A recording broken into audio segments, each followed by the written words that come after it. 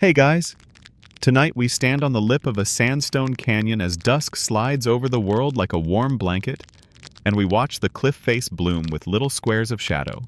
Doorways, windows, ladder slots, and the faint geometry of rooms tucked into an alcove big enough to feel like a stone sunrise turned sideways. A nighthawk stitches the sky above you. Below, the talus slope breathes out the day's heat in slow, even sighs. You put your palm against rock that feels like bread crust, crisp outside, soft with stored warmth within, and you hear nothing but your own shoes crushing old juniper needles and the whisper of a breeze combing past ledges. You probably won't survive this if you try to count every room before bedtime. Your inner real estate agent will stage the place with tiny sofas. But that's okay. The canyon prefers a slower inventory. So, before you get comfortable, take a moment to like the video and subscribe, but only if you genuinely enjoy what I do here. Tell me where you're tuning in from and your local time. I love seeing the sleepy map fill up across the comments. Now dim the lights, maybe turn on a fan for that soft background hum, and let's ease into tonight's journey together. You hike along a slick rock spine, the soles of your shoes making that squeaky basketball court sound the desert loves to tease you with. The cliff dwellings come into focus. Honey-colored masonry stacked under a natural overhang, rooms arranged like a careful paragraph where every sentence knows the sun. Mainstream historical fact steadies your breath. The ancestral Puebloans, ancestors of today's Pueblo peoples, built many of these cliff homes in the late 1100s and 1200s using hand-shaped sandstone blocks and juniper or pinyon beams fitted into alcoves that faced south for winter warmth and summer shade. You don't need a thermostat when your house is glued to a cliff that already reads the calendar. At the base of the alcove, the talus slope turns to gravel and then to a tidy ledge, almost like the rock itself is offering you an entry mat. Welcome, wipe your feet, mind the step.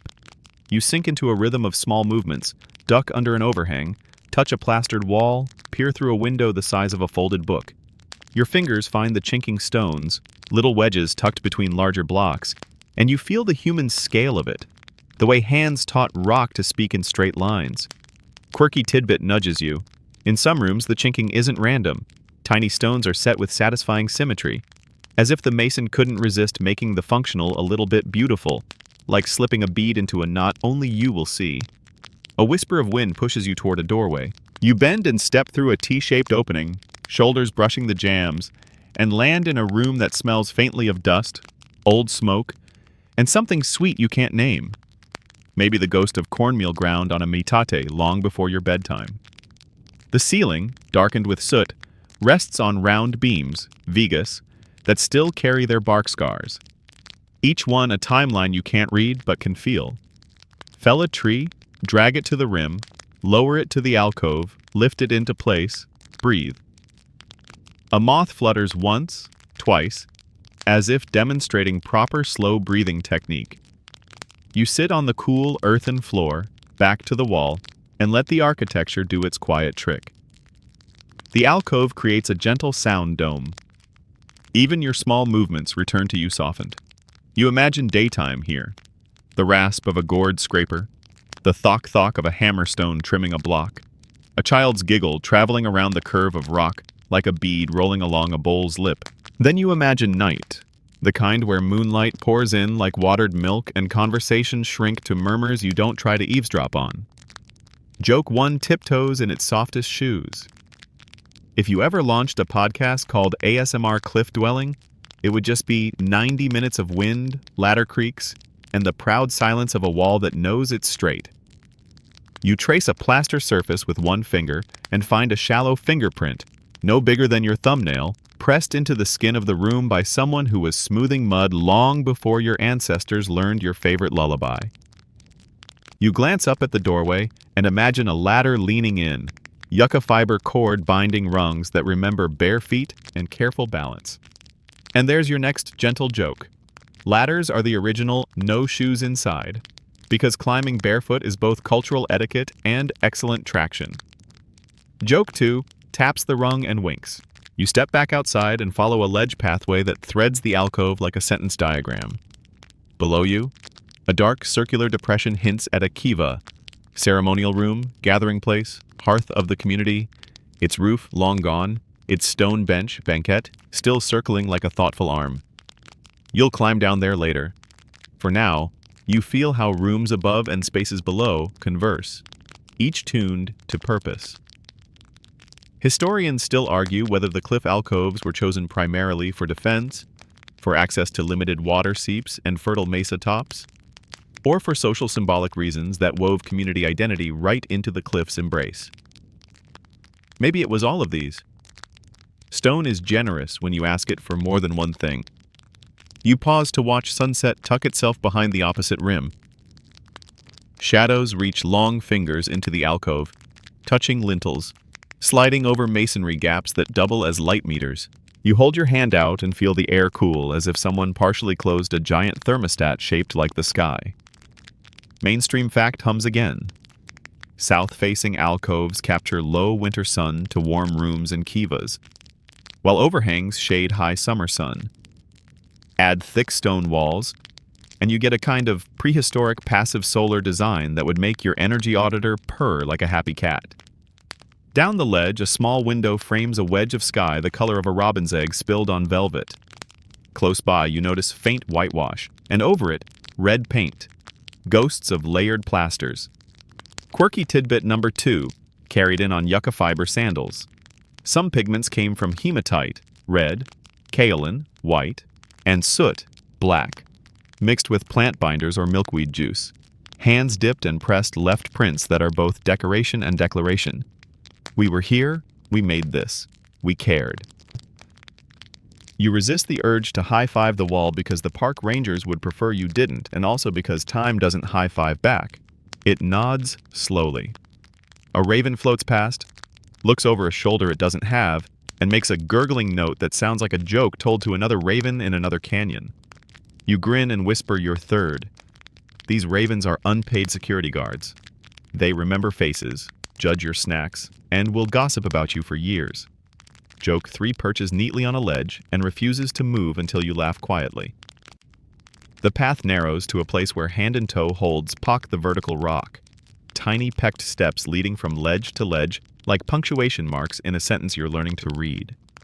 You set your toes into one, your fingers into another, and you feel 1,000 cautious ascents buzzing in the stone, as if the cliff kept a diary of feet. Halfway up, you pause to breathe, and to let your pulse set the metronome for the evening. Above you, another room waits. Behind you, the whole canyon pours sound softly down the seam of air, like a lullaby poured from a pitcher. Night arrives not with a bang, but with a dimmer switch. First the bruised blue hour, then black stroked with stars. If you cupped your hands to shout, the cliff would take your voice and hand it back as a hush. You test the quiet and discover it has texture. A cricket's brush, a single drip from a seep, the dry tick of cooling stone. Mainstream fact to tuck under your blanket. There are more than 600 cliff dwellings documented in one famous park alone. A web of architecture strung across alcoves like beads on a canyon-length necklace, each with its own acoustic personality. You lie on a smooth boulder and feel your spine align with time. Before sleep, you imagine families stepping along these very ledges, with baskets, jars, and laughter. Each doorway a decision about wind and light, each wall a compromise between stone and story. Historians still argue whether the final migrations away from these alcoves were driven chiefly by prolonged droughts, revealed in tree ring records, by social shifts, by conflict, or by a combination whose mathematics is more human than meteorological. In the dark, the debate is a gentle comfort. Uncertainty leaves room for listening, and listening is what cliffs are best at. You close your eyes, and the canyon rocks you like a cradle carved for a planet. In your pocket, grit glints, sunset you can take home, though you promise the rangers you'll put it back in spirit. Tomorrow you'll lay stones, peer into kivas, try the ladders, and decide that passive solar is the laziest and best roommate. Tonight, the doorways are teeth in a cliff's quiet smile, and you are a guest who understands that silence is hospitality too. Morning finds you crouched beside a shoulder-high stack of sandstone blocks, each one the color of toast that sat a little too long in the sun.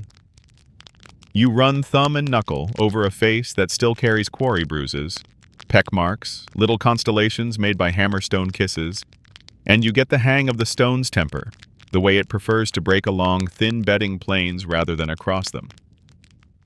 Your inner building inspector clears its throat and asks for permits. The cliff answers with a timeless shrug that means, "We've got geology." You select a block, angle it on a knee, and chip-chop it toward a tidy rectangle. Not square exactly. This isn't a chessboard, but the kind of honesty a wall appreciates. You can feel why sandstone is the local celebrity. It's soft enough to shape with stone tools, yet strong enough to stack a story or two, and it grew right here, so the delivery fee is blessedly low.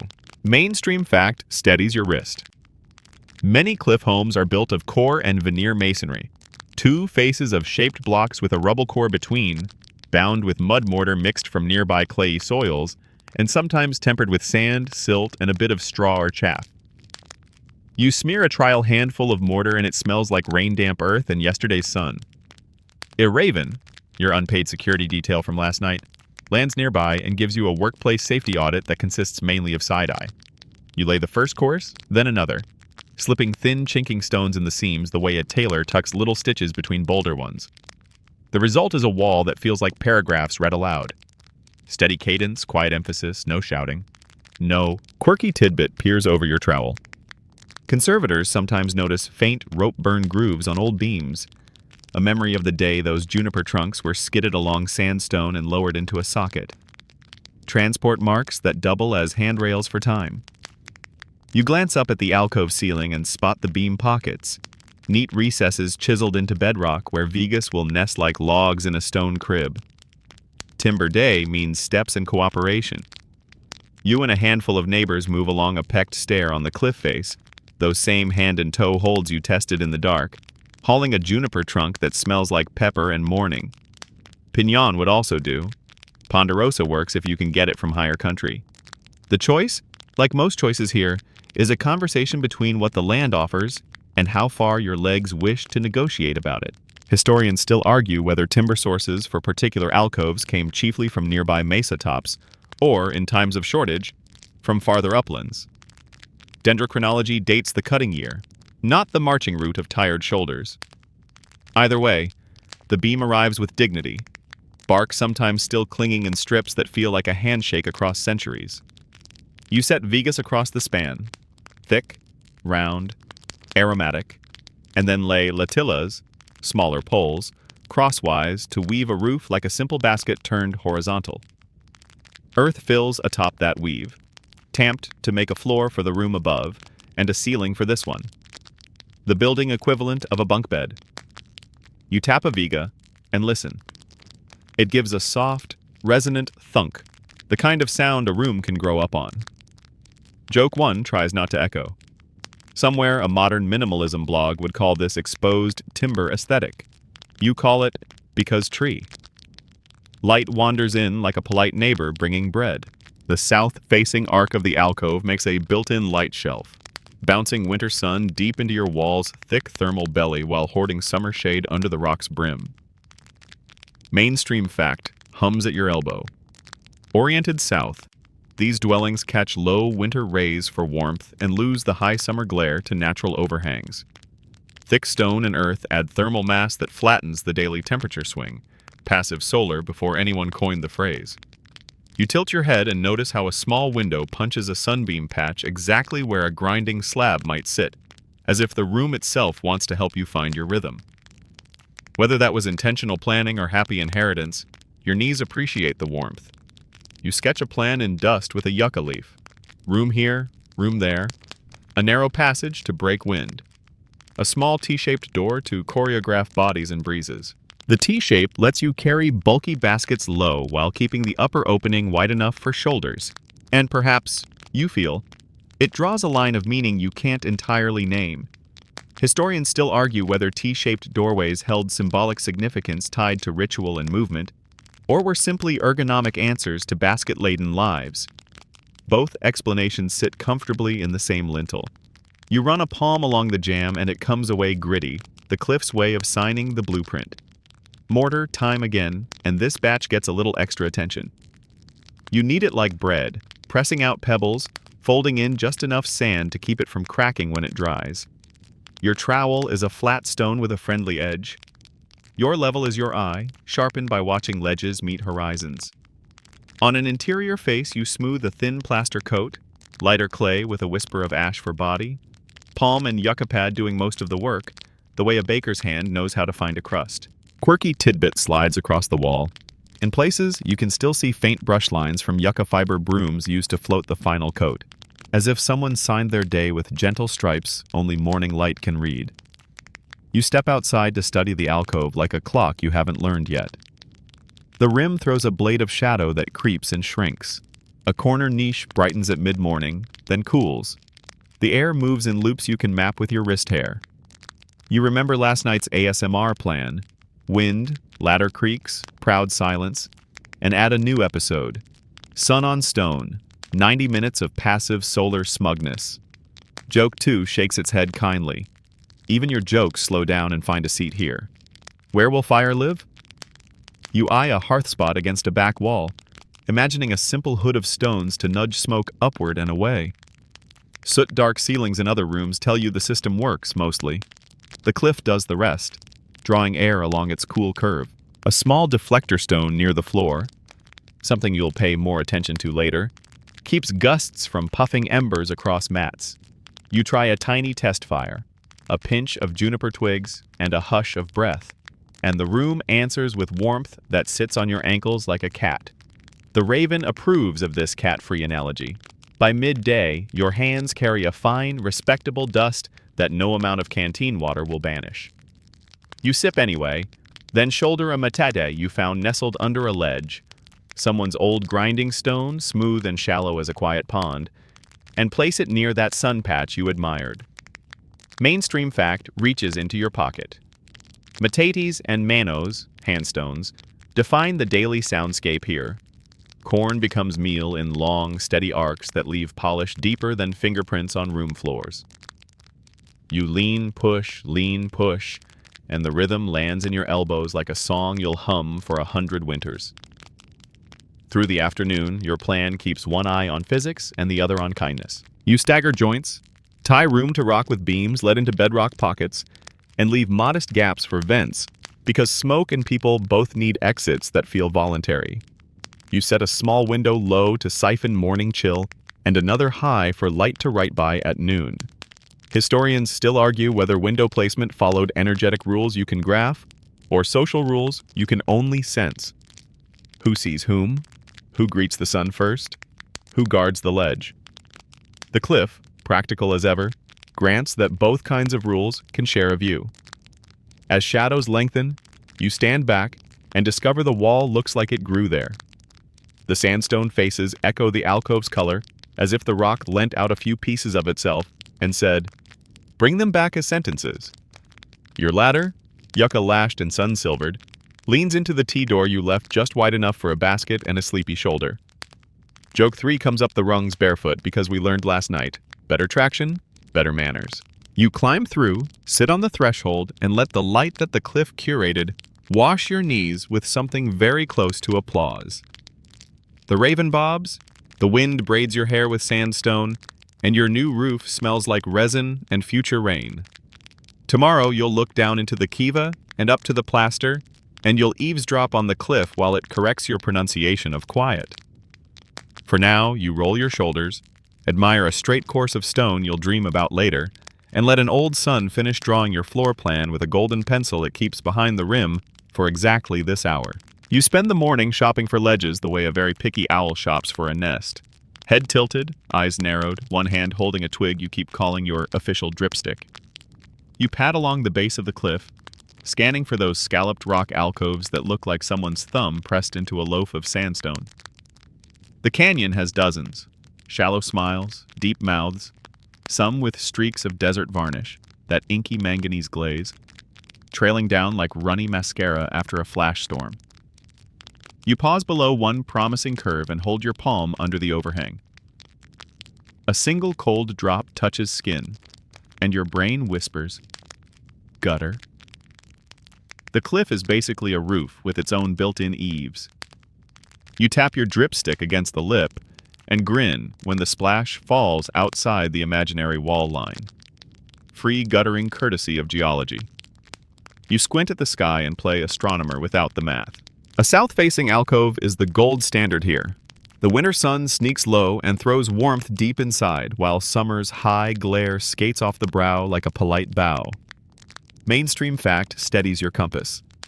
At places like Mesa Verde in the late 1100s, 1200s, many dwellings line south to southeast, turning the cliff's overhang into passive solar shade in June and a sun trap in December.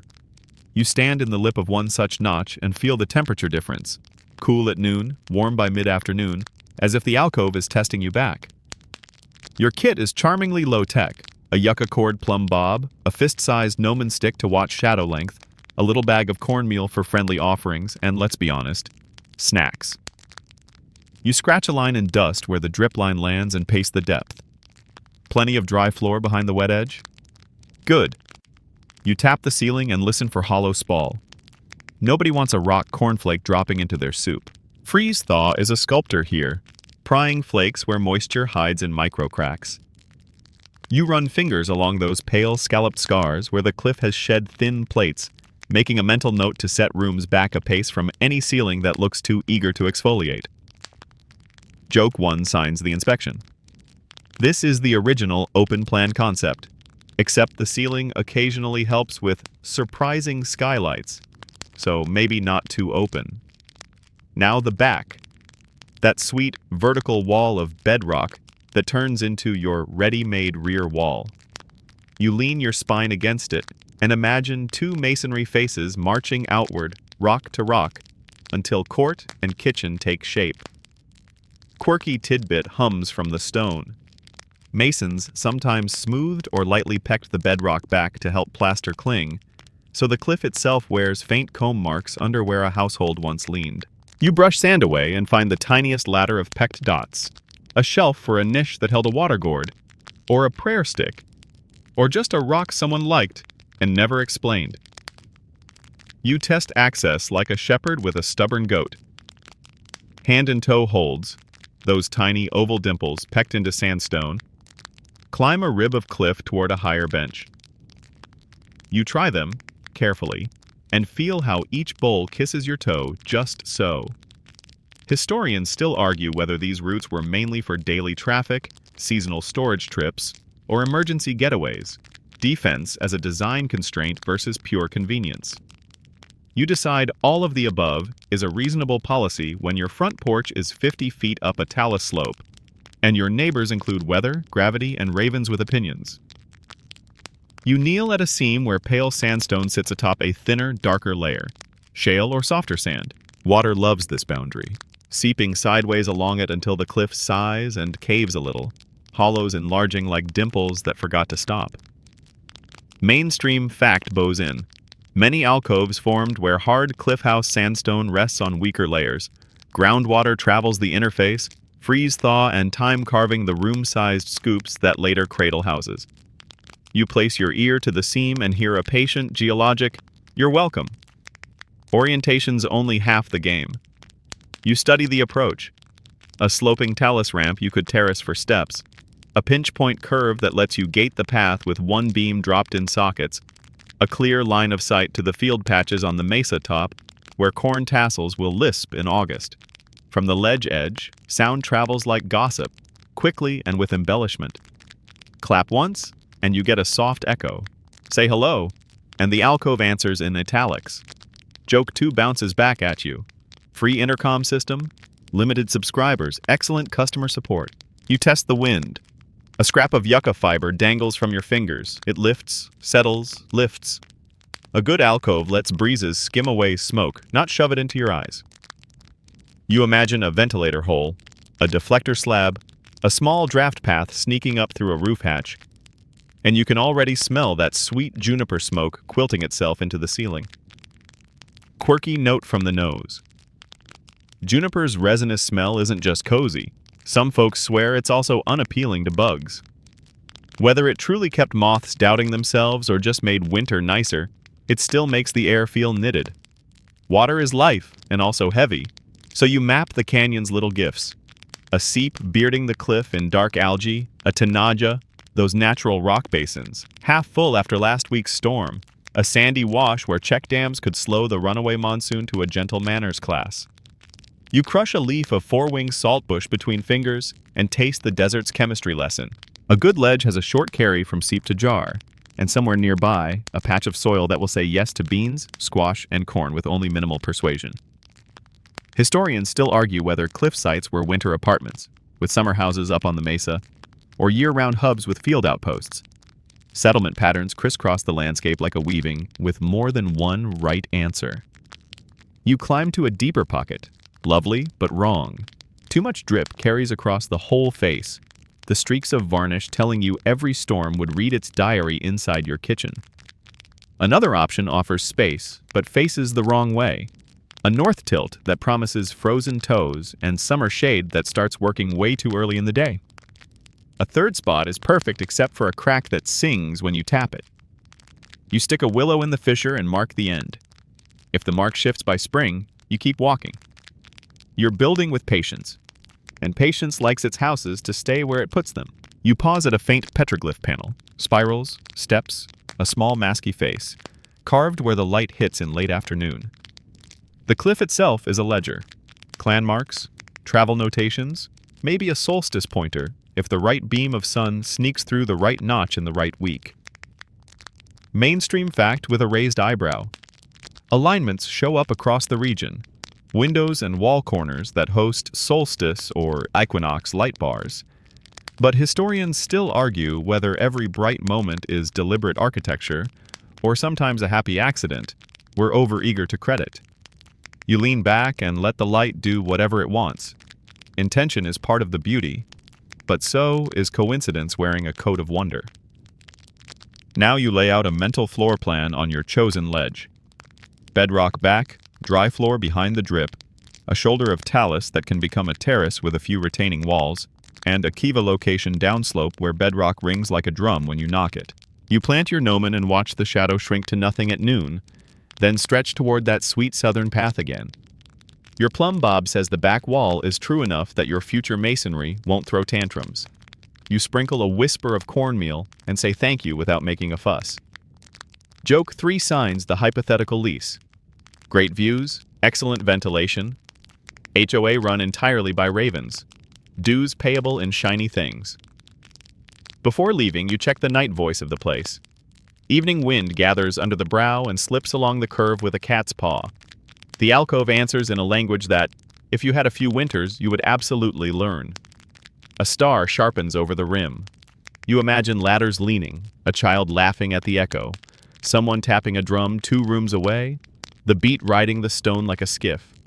Historians still argue whether defense was the first reason for the cliffs or simply another benefit folded into a bundle of climate, water, community, and ceremony. You run your palm over the rock and get the quietest opinion of all. Live where the stone already works for you, and you will work better for each other. By the time the moon lifts its soft cup over the canyon, you've chosen a ledge that will treat you kindly in winter. Keep summer civilized. Sip rather than dump the storm's generosity, and let rooms nestle like birds' eggs behind a reliable stone back. You shoulder your tools, give the dripstick a ceremonial twirl, and pick a path down the handholds you'll soon teach to your feet in the dark. The cliff says goodnight the way a good house does, by holding its shape so you don't have to hold yours quite so hard. Tomorrow you'll raise a wall against that bedrock and feel it click into place like a thought you've been trying to think for a very long time. You kneel on the bedrock floor you picked yesterday and draw the first line of a house with a yucca cord pulled tight between 2 pebbles. The cord hums like a low note when you pluck it, and you smile because even the layout is trying to be musical. Your palm slides over the rock, warm where sun licked it, cool where the alcove's breath kept it shaded, and you tap with a hammerstone until the floor sounds even, not lumpy. Cornmeal pinches out of your fingers in a tiny ceremony that nobody sees but the rock. The raven on your HOA board, unpaid security, snack critic, tilts its head as if to sign off on the foundation permit. Quarry first, because walls like beginnings. You scout a boulder the size of a sleeping goat and hear where it wants to part along its bedding planes. The hammerstone, dense, round, river humbled, drops its heartbeat on the same line until a tablet of sandstone sighs away. Peck, score, pry. You teach rock to remember rectangles. A second stone becomes a wedge. A third becomes a little anvil. Your hands learn the rhythm. Chip for the face, knock off the nubs on the back, listen for the crisp clack that says, this one will sit politely in a course. Mainstream fact holds the ruler. Many cliff walls here are core and veneer masonry, two straight faces of shaped blocks with a rubble and mud core between, tight chinking and true courses turning the cliff's geology into architecture that endures centuries of freeze-thaw gossip. You sort blocks by mood. Good faces go to the veneer pile. Weird triangles and chunky cousins go to the core. A special stack of chinking stones, thin, flake-like chips, grows at your knee, the punctuation you'll tuck between larger words. You sight along the first course and nudge a cornerstone until it looks like a decision. A slight batter, leaning the wall inward by a whisper, gives the room a quiet hug and tells gravity you're paying attention. Joke one scribbles in the margin. This is the body-positive wall, all about a gentle, inward lean, no shaming, just structural confidence. Mortar is the house's breath. You scoop clay from a pocket below the alcove, stir in sand to keep it honest, and fold in a pinch of ash because someone's grandmother said it helps the mix keep its cool. You test a coil rolled in your palm. If it cracks too soon, you add water. If it slumps like a sleepy dog, you stiffen it with more sand. The smell, rain, dust, a low memory of last summer, makes your shoulders drop. You smear a pad of mortar on the bedrock, bed the first block, then wiggle it until the ooze beads just so along the edges.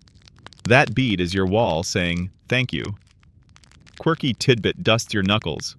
Some places keep shallow mixing hollows, barefoot mortar pits, where family feet kneaded plaster like dough. Kids stomping gleefully until an aunt said enough in a voice that meant a little more.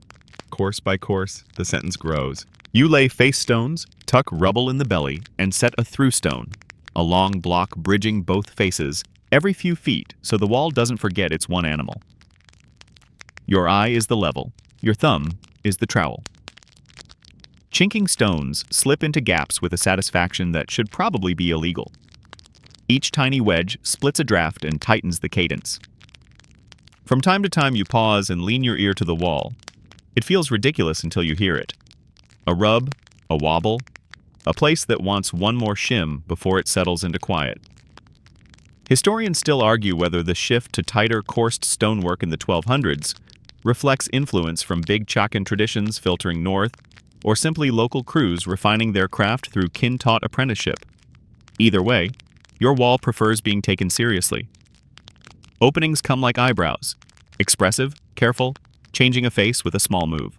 You lay a lintel over a narrow window, two flat stones with a juniper stick between, or sometimes a squared beam if the span is whiny. For the door, you shape a T, wider at the top for shoulders, narrower at the bottom so baskets and breezes mind their manners. You bed the lintel deep in the wall's mass, mortar snug around the ends so it doesn't act like a lever when winter stomps its feet. A ladder will lean here later, its rungs tied with yucca cord that remembers bare feet and good advice. Joke 2 climbs the jam. Architects call this circulation. Ladders call it work. By midday, your forearms wear a respectable glaze of grit and sunlight. You water the mortar while it cures, not drowning, just a patient sip, and reach for the plaster bowl. Base coat first.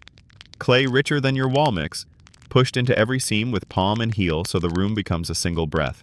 Your tools are humble, a smooth river pebble, a bundle of yucca fibers, and your 10 fingers, which turn out to be as good as any trowel when stone prefers skin. You float the surface until it starts to shine like a thought that's almost finished. Then let it rest. The finish coat is where the room gets its quiet skin. Sometimes it's lighter clay. Sometimes it's kissed whiter with a dusting of gypsum or kaolin if your neighbors know a hillside that offers such kindness. You work in circles, then long strokes, then little flicks to erase pride. The last pass is always with your palm. You can't help it, the wall asks. Your hand leaves a faint ripple, a tiny ridge at the heel, a swirl where you turned at a corner. Decades later, A ranger's flashlight will catch those fingerprints and someone will whisper, a little too loudly, "They're still here." Mainstream fact with a softer face. Many rooms preserve human hand marks in plaster, grooves, prints, and smoothing swirls. A tactile archive of ungloved craft that makes the hair on your arm do that respectful thing hair does. Up above, you smear a smoke-blackened patch to seal yesterday's soot. In some houses, whitewash comes next, freshened seasonally like a spring haircut, or painted bands of red and white where a wall wants a little music. Sometimes a handprint punctuates a lintel. Sometimes a dotted line runs waist-high around a room like a whispered joke. Historians still argue whether plastering and whitewashing were gendered work. Ethnographies of later Pueblo communities lean one way, stone tools and muscle memory suggest another, or whether everyone who lived here owned a turn with the bowl and brush because houses like to be many-handed. You set a doorway sill-stone low enough that winter isn't tempted to creep under it. A small niche, 2 stones and a hope, waits for a bowl, a gourd, a prayer stick, or a dried ear of corn hung the way some people hang calendar pages. In a corner, you build a footing for the next room's viga, chiseling a pocket into bedrock so the beam sleeps directly in the cliff's arm. Where the wall meets rock, you butter the seam with extra mortar to make a dust-proof, draft-tolerant handshake. Your fingers come away gritty, pleased. Just when the work feels like a chant, the raven clears its throat with the particular sound that means quality control. You step back to admire a course so straight you want to frame it. You check the batter line, still a gentle lean, the way your body checks balance when it stands in the night to find a drink of water. Joke 3 leans on the ladder in size. Somewhere, a minimalist influencer is captioning this wall calm vibes. And for once, the algorithm is right. Late light pours into the room and finds every little plaster swirl you didn't know you loved. You can almost hear the future in here. The thok of a mano on a metate, the burr of a gourd rasp smoothing an arrow shaft, the low murmur of someone telling a child about the sipapu you'll visit later, the little earth-opening symbol in the kiva floor that reminds people where first stories step into second ones.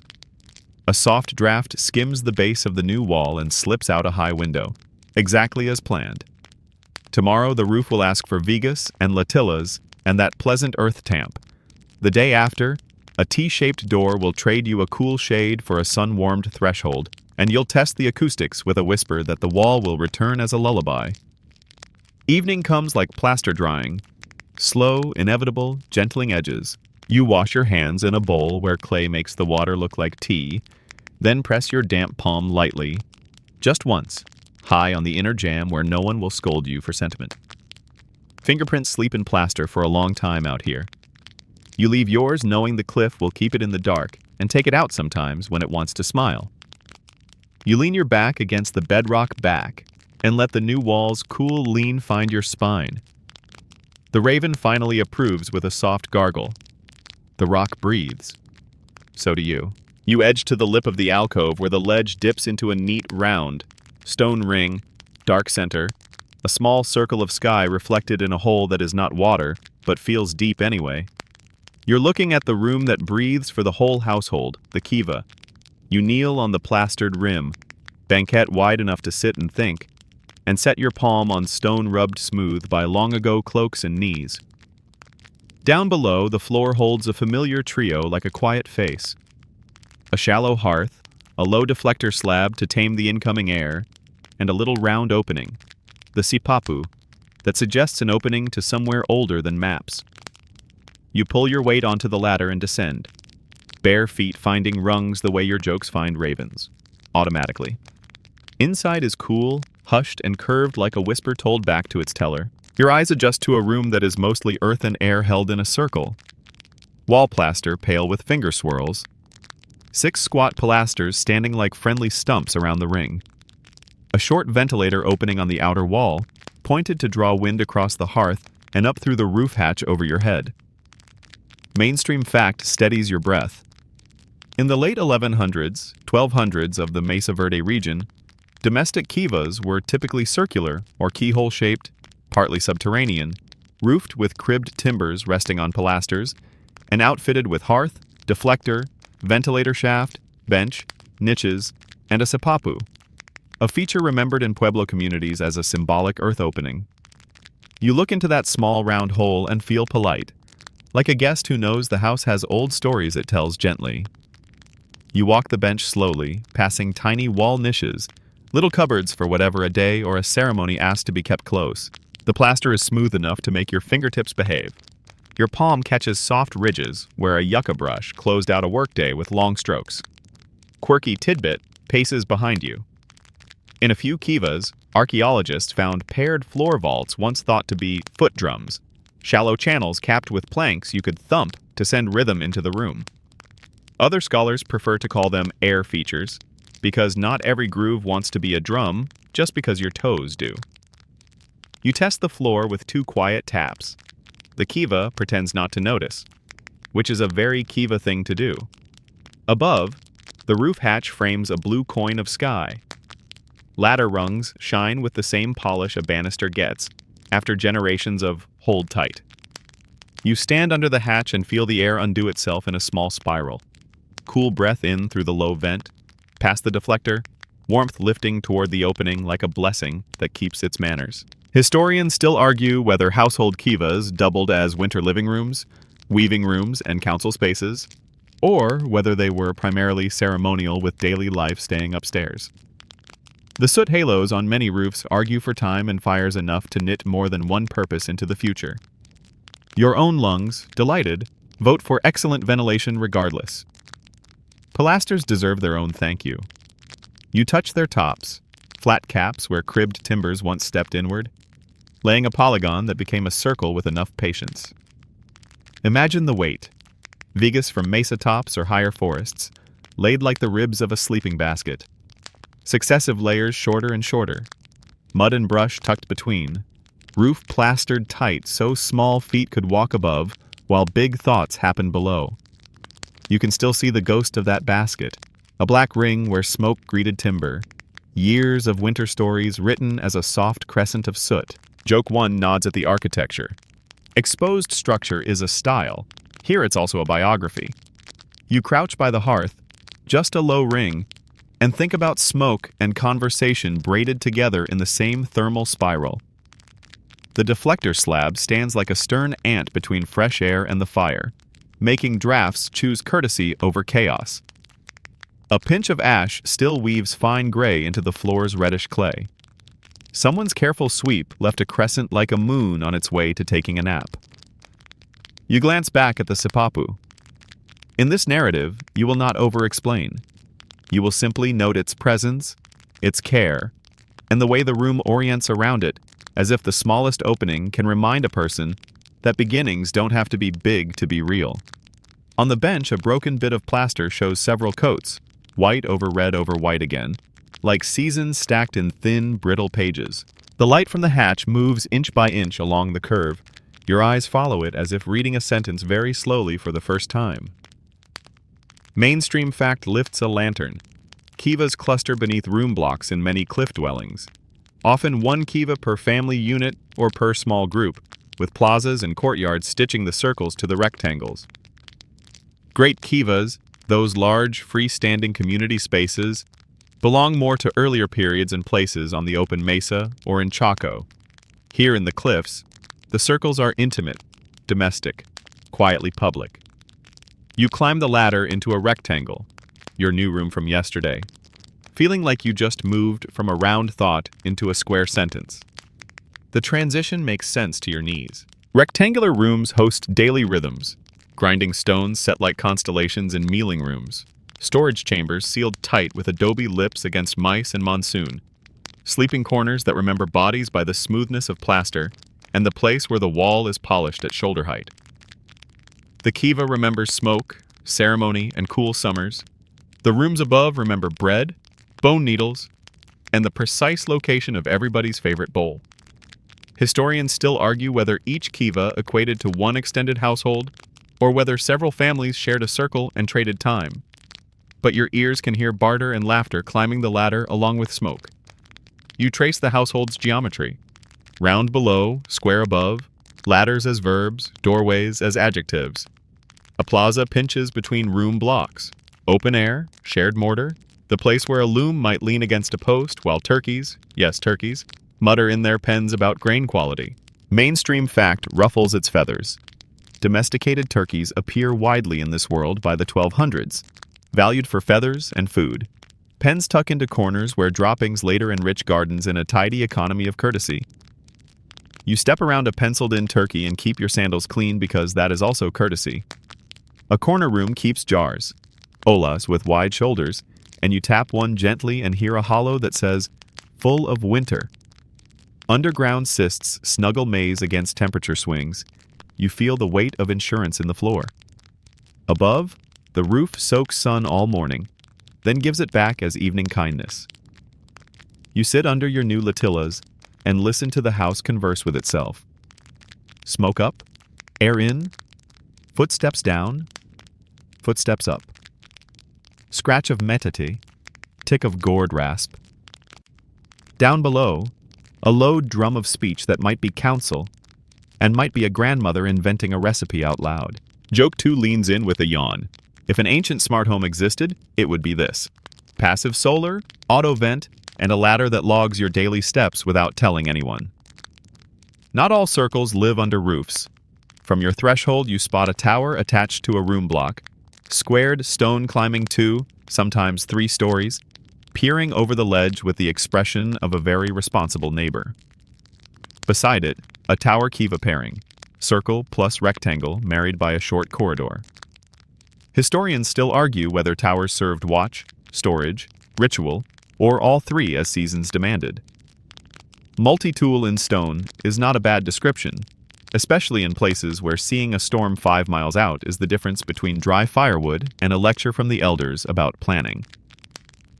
The pairing reads as choreography. Move up the tower to catch first light. Move down to the kiva to make meaning before you step into the day. Back in the circle, you pause at the ventilator again, this time feeling air move across your skin from floor to hatch. The way a curved wall tucks sound is one of the small miracles of the canyon. You whisper a sentence and it returns whole, softened, the edges rounded off like pebbles. The rectangular rooms let sound walk in straight lines. The kiva needs it, making it friendly. Quirky tidbit carries in on the draft. In some kivas, tiny peepholes or slot-like vents connect to antechambers. They might be about air, they might be about sound, they might be both. Houses often solve 2 problems with one clever hole. You admire the engineering that wears ceremony like a comfortable shawl. You climb back up with ash on your palm and plaster dust on your knees, which is a very good combination. The raven inspects your head from the lintel and offers no notes, which counts as a 5-star review. You set the ladder a little more firmly, pack the hearth with a respectful scoop of ash, houses like their memories folded, and settle in the doorway as the cliff's shadow moves inward, snugging everything up. Joke 3 sits beside you on the banquette rim like a child allowed to stay up late. If the canyon had a streaming service, it would be this. Sunbeam crawling across plaster, smoke line learning to draw straight, ladder rung tallying steps, all in soothing real time. As dusk thickens, the round below begins to glow with someone else's tiny fire. The next household's evening, while your square above cools to a pleasant stone sigh. Mainstream fact rests its case. Circles and squares, ladders and vents, kivas and rooms. This architecture is not silent at all. It just speaks in air and light instead of adjectives. Historians still argue whether you should call what you feel right now home or site. But the cliff offers a third category. Place that holds you gently while you hold your breath a little less. You exhale, listen, and let the rock finish the sentence. You square your shoulders to a doorway that looks like a geometry problem solved with good manners. A T cut from stone and light. The lintel is stout, juniper or pinon tucked deep in masonry, and the jambs feel cool under your palms. You lower your basket, imaginary but your wrists believe it, and slide through the narrow lower stem, then pop up into the wider crossbar, shoulders clearing without complaint. A draft slips past your knees and hurries toward a high window. You can feel the house choreographing you and the air at the same time, as if the doorway is both usher and metronome. You've already met the ladder, the kiva, the steady wall. Now you pay attention to the shapes that make circulation a kind of language. Mainstream fact settles into the threshold. T-shaped doorways are common in the ancestral Puebloan world, familiar from Chiquan great houses and later cliff dwellings, at places like Mesa Verde, paired with smaller square windows and occasional roof hatches that turn vertical movement into the day's quiet punctuation. Whether you're carrying corn or a sleeping child, the doorway teaches your body the grammar of coming and going. Run your fingers along the sill and you feel a shallow polish where centuries of ankles learned the exact rise. The jamstones near hand height carry thumb-worn edges like secret handshakes. You catch yourself using them without thinking.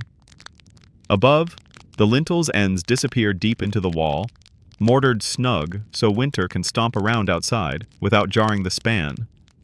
Historians still argue whether the T-shape is primarily ergonomic, wide shoulders, narrow basket path, or loaded with ritual meaning, a stylized portal echoed in rock art and pottery motifs. You duck again and decide your knees don't mind symbolism when it handles so well. Joke 1 pats the jam. Welcome to the original open concept, where the concept opens just wide enough to be useful and no wider. Not every opening is an invitation. A few doorways show shallow sockets along one jamb, little, finger-deep cups where a bar once slid across to latch the door from within. Nearby, a thin sandstone slab leans against the wall, edges chipped by hands that moved it twice a day. Set upright in the T-stem, it could plug the cold or ask strangers to try again at daylight. Quirky tidbit sidles in. Hide or woven mat curtains likely softened many doorways. A thin line of soot on a lintel sometimes betrays where a smoke-darkened cloth once hung. You picture it lifting in the winter draft like a slow breath. Step into the room and let your eyes drift to the windows. Modest squares, sometimes finger-sized slots, placed high as if the house prefers to keep its secrets while still admitting light. At mid-morning, a beam lands exactly where the metates lean. By afternoon, it crawls to the loom's corner. Air follows the same choreography. Enter low by a door or vent, cross the floor with its cool paw, then start up toward the roof, hitching a ride on warmth. Historians still argue whether some windows were sited to host solstice or equinox light bars on purpose, or if a few photogenic moments are happy coincidences that we moderns can't resist awarding extra credit. Meanwhile, your cheeks enjoy the soft indirect glow, and your lungs quietly vote for excellent airflow regardless. Push into the alley between rooms and you meet doorways in a row, each T a framed pause in a sentence of stone. The sequence turns a cliff ledge into a hallway. A single dropped beam could turn it into a gate. Down slope, hand and toe holds pecked into the sandstone climb like a dotted line. The bowls are just big enough, round and confident, each one a memorized step. You put your foot into the first, then the second, and your calf muscles have a very short meeting with your self-respect. Joke 2 puffs along behind you. Who needs a gym membership when your front walk is 15 vertical punctuation marks and a splendid view? Up top, the streets become roofs. A hatch opens to the Kiva ladder below, another hatch leads to storage above the neighbor's room, and suddenly, you're walking a city made of ceilings. Ladders lie everywhere like verbs. To go down, to rise, to fetch, to come back. Their rungs, juniper or cottonwood, lashed with yucca cord, shine where bare feet have turned sapwood into satin. At night you can pull a ladder up after you, and the house becomes a quiet castle. Historians still argue whether security drove cliff placement first and circulation second, or if climate, water, and community needs set the site, and defense was the bonus. Either way, a removable ladder is the most polite alarm system you'll ever use. Slide back through the T and notice how it edits sound. In the plaza, a gourd rasp whispers over a notched stick. Through the door, you hear the texture but not the words. A child laughs outside. In here, the laugh becomes a bell without the clapper. Soft, round, and easy to fall asleep to. The window admits crickets with the volume turned down. Somewhere a raven, your HOA rep, still unpaid, gargles approval from the lintel and goes back to judging your snacks. You crouch to study a tiny square peep in a side wall. Too small for a window, too deliberate for a crack. From here you can watch the ledge without showing your own eyes. Turn your cheek, and a sliver of wind draws along the plaster an inch above the floor. Quirky detail offers itself. Some openings have a raised lip on the interior face, a tiny baffle that slows dust or guides air. Others carry a soot smudge that stops just shy of the frame, as if a hide curtain met the wall there every winter afternoon at 4. House as instrument, played lightly. Now climb, one room, then another, then the outer ledge. The cliff's handholds, you and I will skip that outdated nickname we learned from old guidebooks, are pecked like little moons up the spine of the rock. Between them, the memory of ancient rope, hinted at by faint grooves where something fibrous once sawed gently under a load. Historians still argue whether fixed wooden ladders, occasional rope ladders, or purely pecked steps did most of the work at a given site. The wear patterns answer, yes. Either way, you feel the city's vertical logic, privacy by elevation, hospitality by the number of ladders you leave out. Back inside, you study the tea one more time from the cool of your new plaster. The shape frames faces beautifully, cheeks aglow in the afternoon as if the doorway itself wants to make portraits. It frames the sky, too, turning a sliver of blue into a household calendar. When the beam hits the sill, it's time to stir the pot. When it leaves the jam, it's time to pull the ladder in. Mainstream fact nods from the lintel. Thresholds and portals carry social weight in Pueblo worlds, then and now, where movement across a boundary can be ceremony as well as commute. Later plazas and kivas make that choreography explicit. Here, the tea keeps the daily steps quietly meaningful. Evening, and the circulation slows. Ladders lean in as if tired knees had opinions. Door slabs tip into place with a friendly thud. A hide lifts and settles as the canyon's nightly draft gets its act together. Smoke threads toward a hatch and leaves the room less by command than by suggestion. You sit with your back to the jam and feel the air nudge your ankles. It smells of juniper and supper and the clean mineral aftertaste of stone. Joke 3 yawns from the threshold. You've basically installed the original smart home settings: auto dim at dusk, auto vent at night, and a very firm do not disturb when the ladder curls up to sleep. Outside, the hand and toe dots fade to guesswork. Inside, the doorway becomes a black letter pressed into a softer black wall.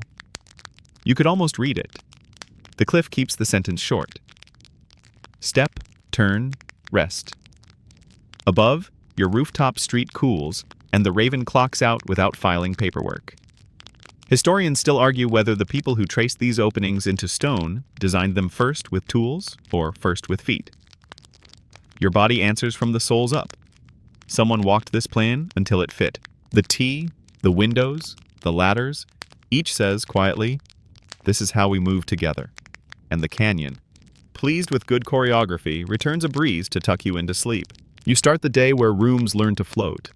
At the beam pockets you chiseled yesterday, those tidy square mouths in the cliff's back wall that look like the rock decided to grow sockets just for you. A juniper trunk waits with its particular peppery breath. You and 3 neighbors roll it on stone rollers. Yes, yesterday's weird triangle core stones moonlight beautifully. Then lever the log up ledge by ledge, with pry bars smooth as old arguments. The Raven HOA rep supervises with a managerial gargle and, to its credit, does not file a splinter complaint. The lift feels ceremonial, and also like Legs Day. You nudge the first Viga home until stone and wood say the same word. Thunk, patient, final. Then another, and another. A rhythm of parallel shadows that future suns will draw across plaster like measured music. Mainstream fact steadies your breath. Archaeologists date many cliff dwellings by dendrochronology, tree ring analysis of these very vigas, pinning construction in the late 1100s and 1200s as rings from pinon and juniper match regional drought and rain patterns. Every beam is a calendar you can pick up. You press your palm to the cut end and feel winter and summer stacked like thin, tidy coins. Between the big ribs, you weave latillas, smaller poles, sometimes willow or pinon saplings laid crosswise, until the roof begins to act like a horizontal basket. Bark stays where it wants to. It helps the next layers grip. A quilt of brush follows, juniper boughs, yucca, grass, softening the weave so earth won't sift down into hair and soup. Historians still argue whether some communities laid thin stone slabs atop latillas to stiffen spans before earthen fill, or went directly to the dirt depending on what geology offered and what the room would carry above. Either way, you shovel the first earth up a ramp and hear the room exhale as weight becomes shelter. You tamp, because tamping is love. A pounder, flat stone with a good hand feel, works in a steady beat that climbs from soles to shoulders. You'll sleep wonderfully tonight. This is the canyon's gym membership, and yes, it comes with a view. Joke 1 thuds along happily. Cardio here is just a fancy word for roof. You aim for a firm mattress of earth that shrugs at feet and spills only a polite pinch of dust when someone giggles overhead. Slight slope, always. A shy gradient from cliff back to ledge front so summer rains skitter away instead of auditioning as house guests. The alcove's brow acts as a perennial awning. You add a small lip at the outer edge so runoff chooses the air over your doorway.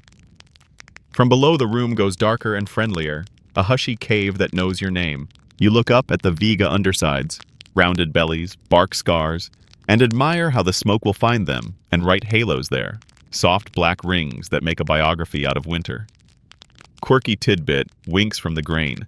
On some ancient vigas you can spot long, shallow grooves. Rope burns from lowering and jockeying timbers into place, stuttering timelines of effort that double as do-not-slip texture for hands a century later. Floors are roofs in this city, so you climb where someone else will later sit, and you teach the surface to become ground. The plaster bowl changes recipe for floors. More sand, more fibrous temper, fewer airs. You sprinkle water and tamp the top crust until it rings a little under your pounder, a dark sheen rising like soup that's ready. Mainstream fact: domestic floors in these rooms are often compacted earthen surfaces, renewed and patched season after season. Archaeologists read their layers like tree rings too. Ash lenses from hearth cleaning, red clay resurfacings, thin gray scatter where grinding bins hummed. You kneel to finish a mealing area by the light you engineered yesterday.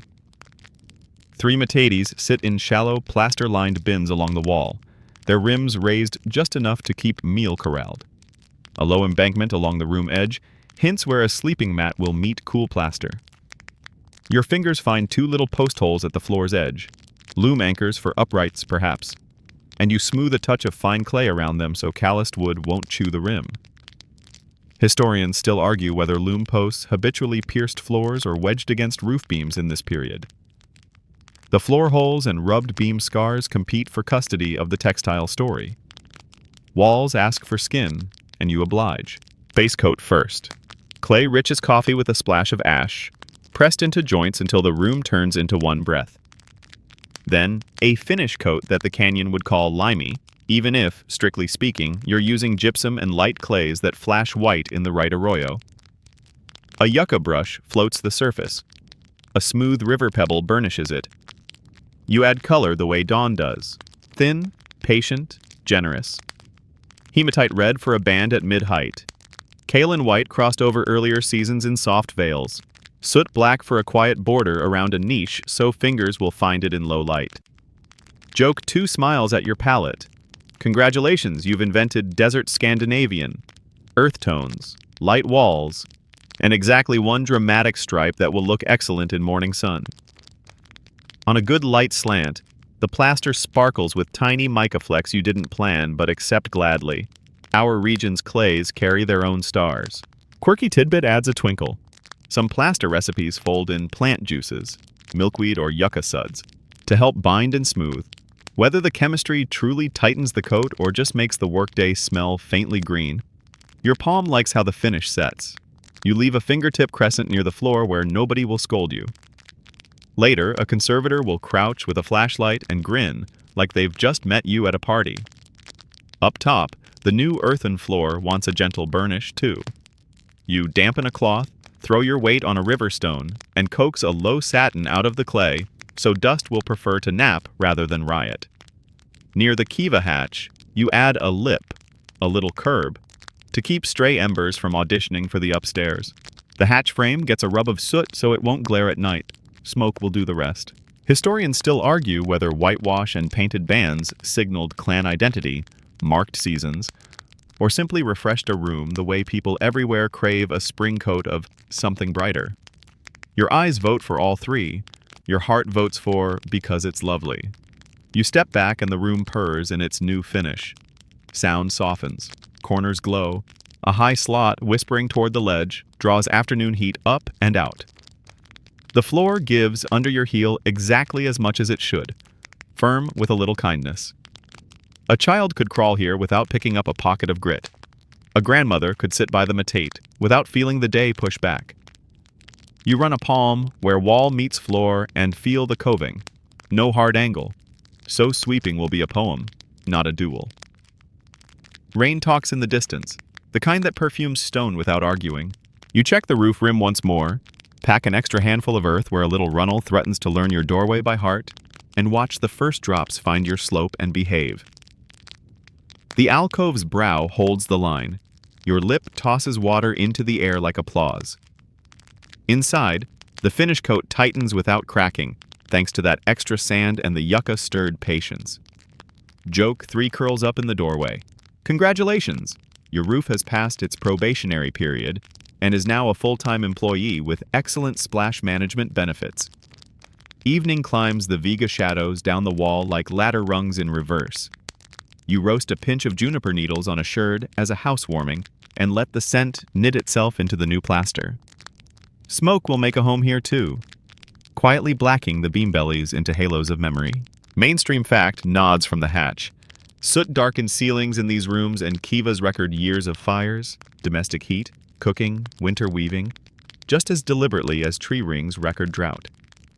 The house has begun its diary. You lie on your back and look up through the roof hatch at a coin of sky gone pearly with dusk. The new earthen floor holds you, cool as a hand on a warm forehead. Below, the Kiva circles breathe. Above, the rooftop street waits for sandals and stars. Historians still argue whether you should call this a roof, a floor, or a plaza. The cliff calls it all three and adds one more, a promise. You close your eyes and feel the plastered air stroke your cheek like a quiet congratulations. The raven signs off for the night without paperwork. The house finishes settling with tiny ticks like seeds finding soil. You sleep like adobe curing, slowly, evenly, with good color in the morning. You start the day by listening, because water here speaks in small voices first. A line of dark stain feathers the cliff under the alcove's brow. At its base, a seep threads out slow as honey, cold as a coin under your tongue. You set a hand under the drip and count. 1, 2, 3. Patient seconds between drops. Then tip the trickle into a shallow catch basin you shaped from sandstone, edges smoothed by your thumb the way polite doors invite wrists. The air near the seep is cooler by a whisper. Moss says hello in the quietest green. Mainstream fact steadies your canteen. Many cliff communities relied on seeps and springs tucked along alcoves and canyon walls, filling jars and small basins, then carrying the day's water up ladders to rooms where jars waited in shade. You set a necked jar, Ola, under the lip, its clay body sweating a little the way cool drinks do when they know they're appreciated. The narrow neck slows evaporation and discourages dust. The round shoulder nests into a bed of sand that keeps it steady against the canyon's habit of poking everything with gusts. Quirky tidbit. Porous olas can be buried near crops so water seeps out slowly to roots like a kindly secret. Whether that trick was common in these cliffs is still a soft question, but the jar's thirst for giving is undeniable. You wet a cloth and drape it over the jar. The desert applauds with invisible physics. Evaporation sips heat, and the water inside stays kinder to lips and soup. Now you walk the wash a little way, where the canyon's temper sometimes expresses itself as a quick river with strong opinions. You kneel by a low check dam, stones stacked across the arroyo's throat, and push your fingers into the wet sand behind it. Moisture holds on days after rain left the neighborhood, a small savings account of water and silt paying interest to corn and beans.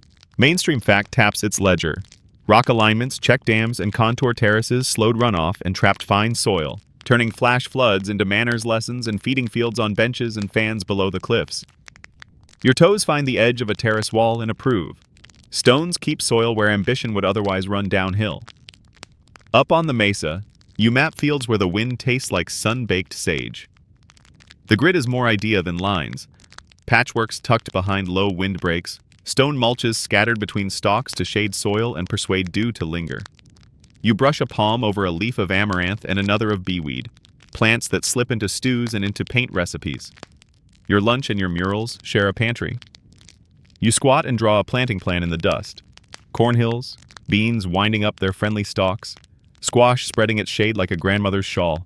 Historians still argue whether these upland fields were the main stage with cliff houses as winter apartments, or whether families lived year-round in the alcoves and walked farther than your knees prefer now. Either way, the calendar here includes feet. You trail a footpath back to a small reservoir dish on the mesa top, an oval depression rimmed with low stone. After a storm, it cradles brown sky and tadpoles that have opinions about your shadow.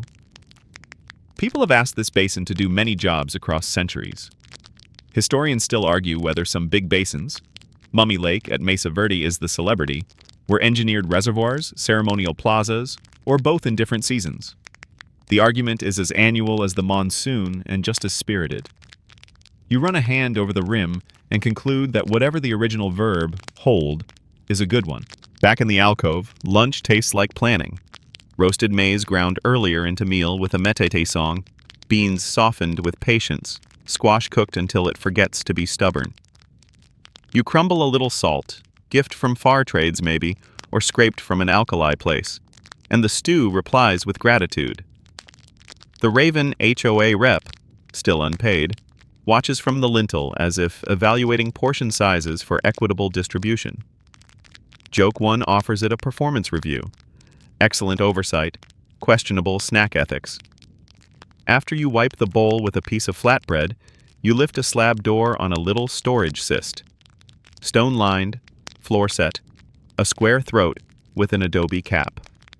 Corn rests below in tight, dry quiet. You breathe out slowly because this is what security looks like in stone. Sealed granaries set high in ledges or tucked into room corners. Tiny ports to deter rodents. Adobe lids smoothed and re-smoothed with the same care you give to door thresholds. Mainstream fact. Archaeologists find sealed storage rooms and cysts with corn cobs, beans, and squash seeds, some still red or yellow. Proof of careful provisioning and the math of winters. You tap the cap, and it answers with that particular baked clay sound that says, "I know my job." Above, a small granary clings to a pocket on the cliff face. Doorway no wider than your 2 fists, 4 stones and a dare. You climb, slide your hand into the cool, and feel baskets braided tight. Perhaps a bag of piñon nuts that tells the story of a good autumn. Quirky tidbit beams from the pantry. Turkey feathers, bundled by thousands and twisted into a robe, make a blanket that feels like sleeping under a quiet cloud. Each year's molt contributes, kindness harvested without argument. You fold the mental blanket over your knees and promise to nap later in the right season. Speaking of turkeys, the alley behind your room murmurs. A pen, low wall, corner shadow, a trail of small, precise footprints, holds a few birds with the solemn eyes of minor officials. You offer them a corn kernel tribute and they accept like philosophers. Mainstream fact fluffs its plumage. By the 1200s, domesticated turkeys are common in this region. Coprolites, yes, polite word for what you're thinking, and pen remains turn up in dwellings. Feathers woven into robes and prayer sticks, bones into tools, meat into meals when ceremony allows. Historians still argue whether early domestication leaned more toward feathers than drumsticks, and whether the birds were fed primarily on maize or happily cleaned up scraps. Either way, they convert granaries into warmth 2 ways. Joke 2 bows to the flock. You're basically running the original neighborhood watch. Quiet alarms that gobble when strangers forget their ledge manners. The afternoon turns to quiet chores with architectural accents. You carry water up the ladder, carefully, because a slosh is more than a spill, it's a negotiation with gravity, and decant it into 2 jars in the darkest corner.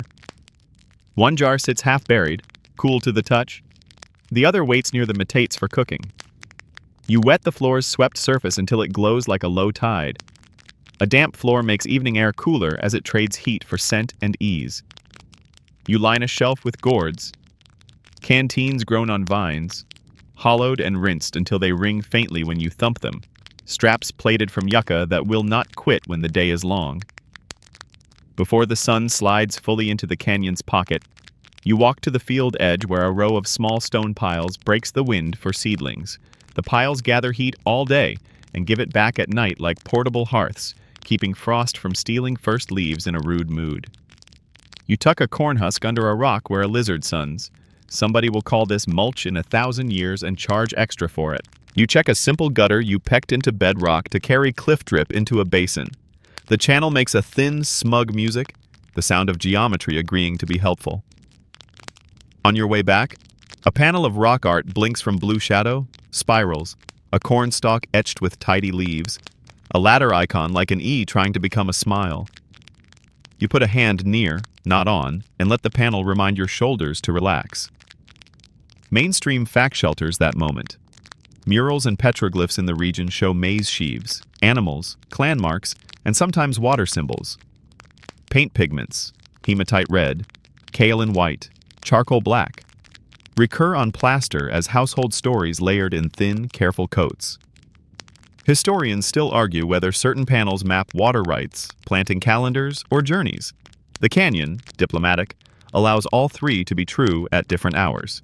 Evening moves through the alcove, pouring gold onto the jar necks and setting the turkey pen aglow like a small theater where the actors improvise being dignified. You trim your hearth and set a pot to steam.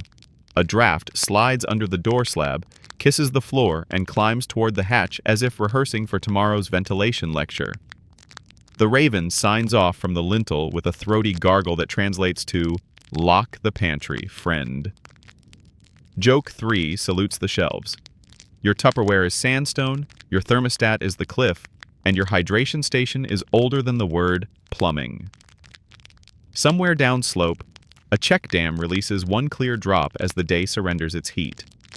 It hits the sand with a sound so small you almost miss it, but the cliff does not. It collects the tiny noise and returns it to you enlarged by kindness. You sip from the jar, and the water tastes like stone, shade, patience, and a little bit like tomorrow. You whisper goodnight to the pen, the cyst, the basin, the seep, and the jar. Historians still argue about the big reasons people stayed, moved, or braided seasons across Mesa and Alcove. You, this evening, experience the small reasons: a cool drink, a sealed lid, a pen that murmurs, and a dam that holds. The canyon signs the receipt with a breeze. Day wakes like a slow drum roll on stone. First you hear the small metals, bracelets of water tapping at the seep, a single drop on the jar lip. Then the wood begins. A ladder coughs as a foot tests a rung. A viga pops as yesterday's heat leaves it with a tiny sigh. And somewhere above, a loom creaks the way timber does when it decides to be thread's patient accomplice. The canyon is a studio before it's a theater. You sit on the threshold and let the morning tune itself, gourd rasp over notched stick. Shur, shur. Mono on metate, thock, slide, thock. Hammerstone in the alley, chip, tick, hush, and the always hired Raven HOA rep clearing its throat with the managerial gargle that means, yes, yes, carry on. Inside the mealing room, a careful percussion class begins. 3 metats in a row, each with its own tempo, each with a soft grit note that makes your elbows want to be metronomes. Mainstream fact leans over the bins. Daily maize grinding takes hours. Floor polish around mealing stations and telltale shoulder-height smears on plaster testify to work that repeats like prayer. Knees find their padded spots. Rhythm tucks the body into something like a mild trance. Outside, a child tries the gourd rasp and grins at the tiny thunder it makes. Joke 1 taps the bin rim. If you're scoring this for sleep, it's lo-fi canyon beats, heavy on stone, light on ego. Weaving speaks next. A backstrap loom anchors low in the floor, uprights braced against a viga or two. The weaver leans and releases, beat and breath, as a heddle of yucca cord lifts threads with the calm of a sunrise. You listen for the click of a bone batten, the swish of wool or cotton thread, depends on trade and season, the faint squeak where cord rubs post, music so small you'd miss it if you hadn't learned to keep the volume of your mind at a courteous setting. Mainstream fact plant as a shuttle. Evidence of weaving, loom anchor holes, smoothed beam scars, preserved textiles of yucca fiber, cotton in traded or southern contexts, and turkey feather robes, turns up across ancestral Puebloan sites. The craft is both winter economy and everyday grace. Historians still argue whether particular rooms dedicated to weaving can be identified confidently by anchors alone, or whether households shared spaces as chores and seasons demanded. Your ears, neutral and pleased, only care that the loom's voice fits the room. Stone keeps the baseline. In the plaza, a neighbor shapes a block on a knee. The chip-chip of pecking against sandstone's patience is less a sound than a polite conversation. A hammerstone strikes, a flake jumps, a little breath of dust lifts and settles like a tiny storm deciding to be reasonable. Up the ledge, a polished stone burnishes fresh plaster. That soft shh is the room's way of making skin and wall agree on texture. Quirky tidbit hums from the jar corner. Set your ear to the mouth of a big olla on a breezy day, and you'll hear it sing. A low, soft whoo. The jar behaving like a quiet instrument as air hums across the neck. You try it. The jar obliges with its stone lullaby. Music is not just chores. A reed or bone flute finds a scale that belongs to afternoon. A frame drum learns the room and keeps the beat respectful. Gourd rattles flicker like rain moving across a far terrace. From the kiva hatch below, a murmur rises. Conversation or teaching or counsel. The curved walls knead the syllables until they lose their edges and become weather. Historians still argue whether certain floor vaults in kivas were ever used as foot drums to amplify ritual rhythm, or whether they're strictly part of an airflow system. The room, protective of its secrets, permits you two very small heel taps, and then returns to being a house for sound, not a hall for tests. By midday, voices settle into work. A turkey complains in a tone that implies the corn wasn't shelled exactly right. You apologize, and the bird graciously forgets your error. A loom learns a new pattern: step, cross, beat, and the light comes through the high window at just the right angle to convince the weaver she placed that opening on purpose. Your sandals scuff the earthen floor with a hush of grit. The floor responds with that pleasant firmness you made yesterday, agreeing to be ground without forgetting it is clay. Joke 2 leans on the ladder. Your smart home playlist is manual: grind, weave, chip. But the acoustics are premium. If you step to the ledge and clap once, the alcove returns your hello as a softened echo, less a repeat than a reassurance. The curved rock is a friendly amplifier for speech at one end, and a champion absorber for noises that don't want to travel. Thick plaster, earthen floors, woven mats, and turkey feather blankets turn edges into nap time. Mainstream fact nods at physics. Porous, fibrous materials absorb and scatter sound. The south-facing alcove's curve focuses some frequencies while deadening others, producing those odd corners where you can whisper to one person while the next room hears only a shrug of syllables. You test this by humming up into a Vega belly. The ring it gives you is small, local, and entirely satisfied with itself. Afternoon leans into craft. A potter rubs a coil seam with a river pebble, making that glossy whisper that means slip burnishes into light. A carver tunes a notched stick so the gourd rasp sings more like rain and less like a scolding broom. In a corner, someone twists turkey feather yarn around a cord core. The result will one day be a blanket heavy and soft as cloud memory. Historians still argue whether certain spiral motifs you see on pottery and plaster gesture toward sound, wind, speech, song, or whether our modern ears are seeing themselves in ancient eyes. The Raven, unhelpfully, votes for spirals as brand identity, then resumes snack inspection. Toward evening, the canyon's soundboard flips itself. Day insects pause, the warm rock stops ticking as it hands heat back to the air. The breeze, which argued at noon, decides to negotiate. You slide the door slab into place, its edges meeting jamb and sill with a sandstone kiss. The room says thank you by becoming even more itself. You dampen a patch of floor, and the evaporative hush begins its cool lesson. The hearth takes a small bundle of juniper twigs and returns the favor as a thin column of smoke. Barely a sound, but watch what it does. Straight up to the hatch, out into the alcove's cupped palm and away along the brow, ventilation turned into choreography.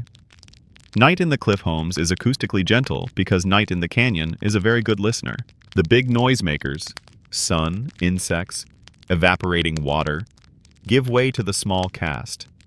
The tiny chink of a cooling pot, a sleepy ladder creak as someone turns on a mat, a muted turkey trill like a closed-mouth laugh. Your own breath finds the house's tempo, a little slower, a little lower, as if the plaster asked politely for quiet lungs. Joke 3 whispers from the doorway. You could mark it an 8-hour canyon quiet track, but the canyon already uploaded it to the sky for free. You walk the rooftop street once more, barefoot because you remember the traction lesson. The ledge delivers a soft consonant underfoot, sibilant and sure. Somewhere across the canyon, a family finishes a song, and the echo wanders over to you with the volume turned down to neighborly. You sit by the Kiva hatch and listen to warm air leave, cool air arrive, and old smoke lace itself into the Vega halos as a kind of diary entry. Today we cooked, today we mended, today we wove, today we said the words we say when we want tomorrow to remember us kindly. Mainstream Fact closes its notebook. Thousands of rooms and hundreds of kivas mean thousands of soundscapes, but the pattern holds. Daylight filled with purposeful percussive work, evenings tuned to talk and ceremony, nights claimed by stone and breath. Before you sleep, you will reach a palm to the wall so the room knows where you are. Habit more than need. The plaster greets you with its cool skin, the way stone does when it thinks of shade. Historians still argue whether certain cliff alcoves were chosen in part because their acoustics made gatherings feel intimate and audible, or whether the soundscape we find so calming now was just a byproduct of smart sighting for sun and water. The canyon allows both to be true and adds, with a wink you can almost hear, that ravens prefer places where jokes carry, so of course people do too. You lie down. The house sets the volume to sleep. Wind edits itself to a long vowel. Doors become consonants. Ladders become commas. The kiva below breathes like a period at the end of a complete sentence. Your last thought is not a thought at all. Just the certainty that stone and air have agreed, and you are presently between them in the quietest word the canyon knows. You wake early enough to hear the cliff stretch. That tiny chorus of ticks and sighs a cool rock makes after a warm dream. A pale blade of light slides under the alcove's brow, and you decide today is for walking the canyon's sentences out on the mesa. Those long, straight clauses people call roads, even when they aren't paved so much as persuaded. You put a palm to the wall, say a quick thanks to the ladder for existing, and climb into air that smells like sage, warmed just enough to remember the sun's name. The first stairway up the cliff isn't the cozy house kind. It's a procession written in stone. Hand and toe holds, those pecked ovals you now trust with your ankles, lead to a ledge where somebody, centuries back, cut a shallow ramp and a run of steps across a sandstone fin. The steps are narrow, cautious, and completely sure of themselves, like a librarian who can also deadlift. You breathe with the rhythm of the risers.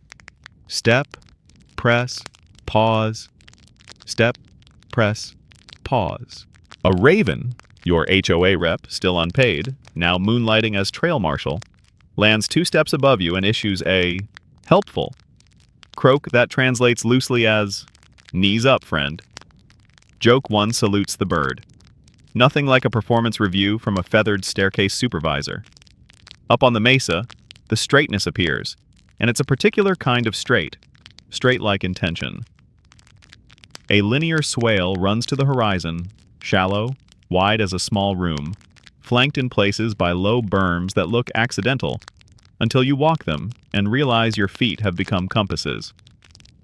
The road ignores small obstacles in favor of an idea. It angles down a slope in a single, clean diagonal rather than meandering to flatter ground, as if convinced that geometry is a spiritual practice. Mainstream fact plants a milepost. Across the northern southwest, most famously from Chaco Canyon, broad engineered road segments connect great houses to outliers. Bermed corridors, ramps, pecked stairways, and straight alignments like the Great North Road, visible under low winter light or after a dusting of snow. You're far from Chaco, but the style visits, straight where a goat would zigzag, deliberate where a creek would doodle. You kneel where the road crosses a shallow arroyo, and find the persuasion in miniature. 2 curbstones set just so, an apron of flat plates leading down into the wash and up the far bank, so sandals could keep a rhythm and bundles could arrive without tantrums. Quirky tidbit winks from the cut.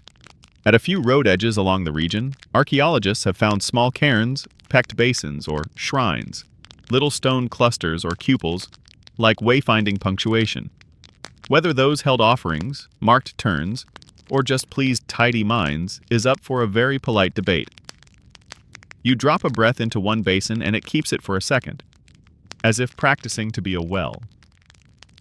Walk long enough on a line like this, and the landscape begins to agree with you. Low morning sun throws the road into relief. Sage leans in the same direction. Even the ravens choose to fly your way for the joke of it. Historians still argue whether all these straight lines primarily moved people, goods, and news, or also carried ceremony. Processions that stitched places together on days the calendar had a louder voice. The width of some roadbeds suggests more than a single traveler. The stubborn straightness suggests someone needed to arrive in a manner as well as in a place.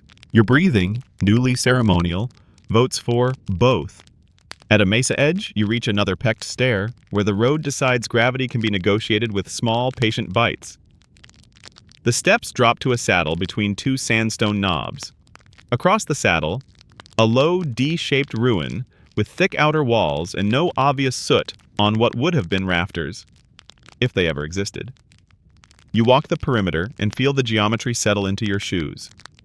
Mainstream fact rests on the sill. Mesa-top D-shaped enclosures, Sun Temple being the celebrity, have long tempted scholars to call them observatories. They were never roofed, so far as excavation suggests, and their corners, walls, and sightlines have been tested against solstice and lunar standstill risings like locks tested with keys. Whether this one participated in that quiet astronomy or served another public purpose, the shape remembers being important. You try a harmless experiment because you are a guest who likes gentle curiosity. You sit in a wall gap and watch a far notch where 2 ridgelines finally agree. As the sun climbs, a bright sliver steps into the gap, and your shadow folds behind you like good behavior. Historians still argue whether such moments are intentional alignments or abundant coincidences, rewarded by enthusiastic modern eyes. Your body doesn't resolve the debate so much as enjoy the click when light and stone shake hands on a schedule. Joke 2, stretching, offers the canyon's most boring app idea. Sun o'clock. Alerts you when a beam does something tidy on a wall. Free tier includes smugness. Down the slope, you pass a cliff edge boulder with a tiny shelf pecked into it. The so-called sun shrine style you've seen in pictures. A little platform like a book rest staring straight out into sky. A few finger-sized cupules pepper the top like a star map someone didn't label. Quirky detail leans over your shoulder. Some Pueblo descendants speak of prayer places on mesa edges where cornmeal, pollen, or breath carry messages. Archaeologists describe these as shrines. Both voices can occupy the same rock without arguing. You leave the place as you found it, minus a whispered thanks and a grin you can't help. By midday, you rejoin the broad straightness and follow it until it fades into light. Roads here are like polite guests, visible when the angle is right and otherwise content to blend in. You climb another stairway, pecked steps that switch back across a cliff face with a confidence your knees find convincing, and land on a bench where a tower kiva pairing sits, rectangle and circle, holding hands with a short corridor between. You remember last night's sound lesson and add a light lesson now. In the tower, a slit window frames a far ridge. In the kiva, The hatch catches a noon square of sun that walks like a slow animal across the bench. Mainstream fact nods warmly. Many towers and rooms across the region have window placements tested by researchers for solstice or equinox light events. Bars of light crossing niches, rectangles touching corners on particular days. Results vary by site, by season, and by modern patience. You stay patient. A white bar of light creeps toward a little wall niche. It misses by a hand width today, lands near yesterday's soot ghost, and you feel your expectations do the right thing. Relax. Historians still argue whether builders engineered these dances of illumination with the precision of a star priesthood, or whether practical sighting for warmth and views, plus the happy mathematics of south-facing walls, produces a reliable supply of pretty moments in winter. You decide you don't need the court verdict to enjoy the evidence. Rooms that welcome the sun kindly make good neighbors for sleep. The walk home follows a different straightness, one written in the feet of people who knew this place first. The road noses toward your alcove like a ribbon that remembers being unrolled. You pass a low wall that seems to do nothing and everything. Windbreak, boundary, the sort of line that tells hooves to slow down and elders where to sit while telling stories about stairs. Far away, a volcanic knob shoulders the horizon. A longer, regional line, those Chacon alignments you've read about, aims there from another valley entirely. And for a second, the whole plateau feels gridded by intentions you can almost hum along with. You drop back down the pecked stair in the easy afternoon, and the cliff swallows your footsteps into its usual quiet. At the ledge, a beam of late sun sneaks under the brow and draws a gold ruler along your plaster. Your doorway tea frames a sliver of blue so sweet you can taste it. The raven, satisfied with your attendance record, signs off without docking your pay, which is good because your pay is snacks. Joke 3 yawns from the sill. Today's cardio included 2 stairways, 3 cosmic alignments, and exactly 1 philosophical debate with a boulder. Your reward is a nap, powered by passive solar smugness. As you settle by the Kiva hatch, the canyon continues its slow astronomy without needing your commentary. Somewhere far south and east, on a great butte in another county, thin slabs lean just so. On certain days, a dagger of light crosses a spiral like a careful signature, famous to scholars, ordinary to the sun. You are content with your local version, a warm wall, a beam that lands near your metates right when you're likely to get hungry, and a road that brings you home even when it doesn't look like a road. Mainstream fact tucks you in. Roads, stairways, shrines, towers, whatever else they did, stitched communities across mesas and cliffs into a single landscape of movement and meaning. Historians still argue over motives and measurements. The stone, pleased, offers you a simpler conclusion. Straight, slant, step, light, breath. You exhale, and the line you walk today keeps going after you sit down. You wake to a wall that wants to be read. Not read with lips. Read with fingertips, eyelids, the small muscles near your ears that perk when color tries a polite cough. Morning light slides under the alcove's brow and turns plaster from sleep pale to whisper warm, and there they are. Red bands crisp as ribbon, dots marching like tiny constellations, and, near the lintel, a handprint that looks so present you almost say sorry for arriving late. The Raven HOA rep, still unpaid, now apparently the curator, tilts its head and offers a gargle that translates to, "Welcome to the gallery, please do not lick the exhibits."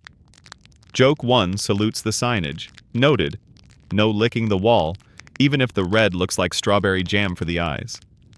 You step close and see the story in layers. Plaster sits in thin coats, older red beneath, newer white above, and where a nick exposes the edge, you can count seasons like pages. Mainstream fact steadies your squint. Many cliff rooms were repeatedly replastered and repainted, whitewashed fresh, or banded in hematite red. Kivas preserve layered murals, geometric panels, terraces, stair steps, meanders, built one coat over another, each renewal, both housekeeping and ceremony. The surface carries finger swirl signatures where a yucca brush ended a day, as if the wall keeps a diary in cursive made of clay. You crouch by a crimson band and test the grain with your eye. Pigment here is ground mineral, hematite for red, kaolin for white, charcoal or soot for black, limonite for yellow. Maybe a green where copper-rich stains offered a rare treat. The binder? Quirky tidbit makes a pleasant tick in your head. Painters whipped yucca suds into the mix, or used plant gums and a breath of animal fat. Some chewed the brush end of a yucca leaf to make a perfect fibrous tip, then stroked pigment until the wall purred. If a fine line was needed, a turkey feather quill or a hairbrush, yes, hair, could draw it.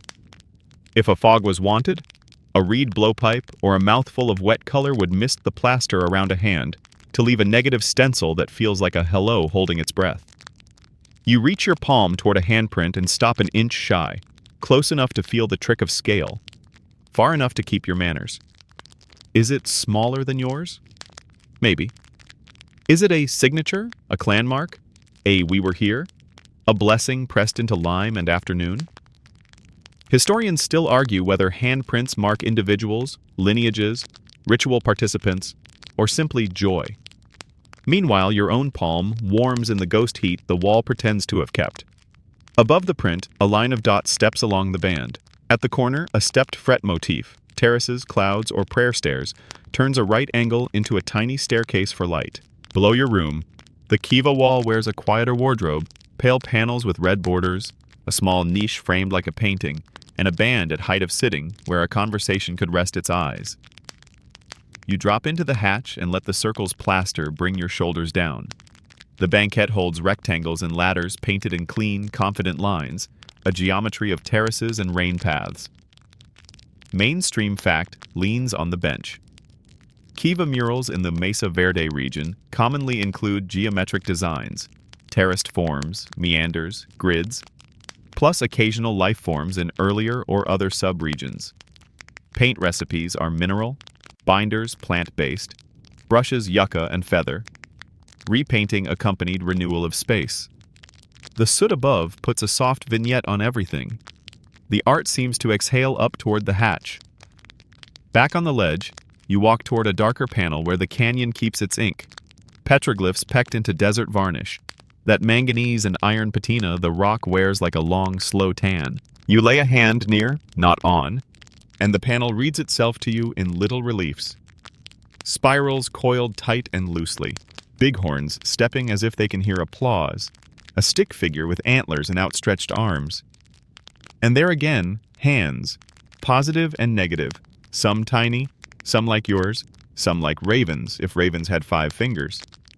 Mainstream fact clears its throat gently. Petroglyphs were made by pecking, incising, or abrading the varnish to expose lighter rock. Pictographs were painted on the rock's face with mineral pigment. Both appear along routes, at alcove mouths, and on boulders that keep good conversations with light. You try not to assign a caption too fast. Spirals tempt every modern guess. Sun, water, migration, the long walk of time. A double spiral could be a path in and out, a prayer for rain, a calendar you need the right solstice to understand. Historians still argue whether these motifs are cosmological diagrams, clan emblems, territorial notes, or layered maps, whose first meaning refused to sit still. The rock can host more than one meaning without getting crowded. When an afternoon sunbeam hits the spiral's shoulder and a shadow line kisses it just so, you decide the panel enjoys having visitors who arrive on schedule, even if the schedule is a surprise. You lean closer to the desert varnish itself and grin at its patience. Microbes, dust, time, and a knack for iron and manganese conspire for centuries to paint the rock dark. One afternoon with a hammerstone makes a light mark. 1,000 afternoons after that bring back a faint patina as if the rock is forgiving you but taking notes.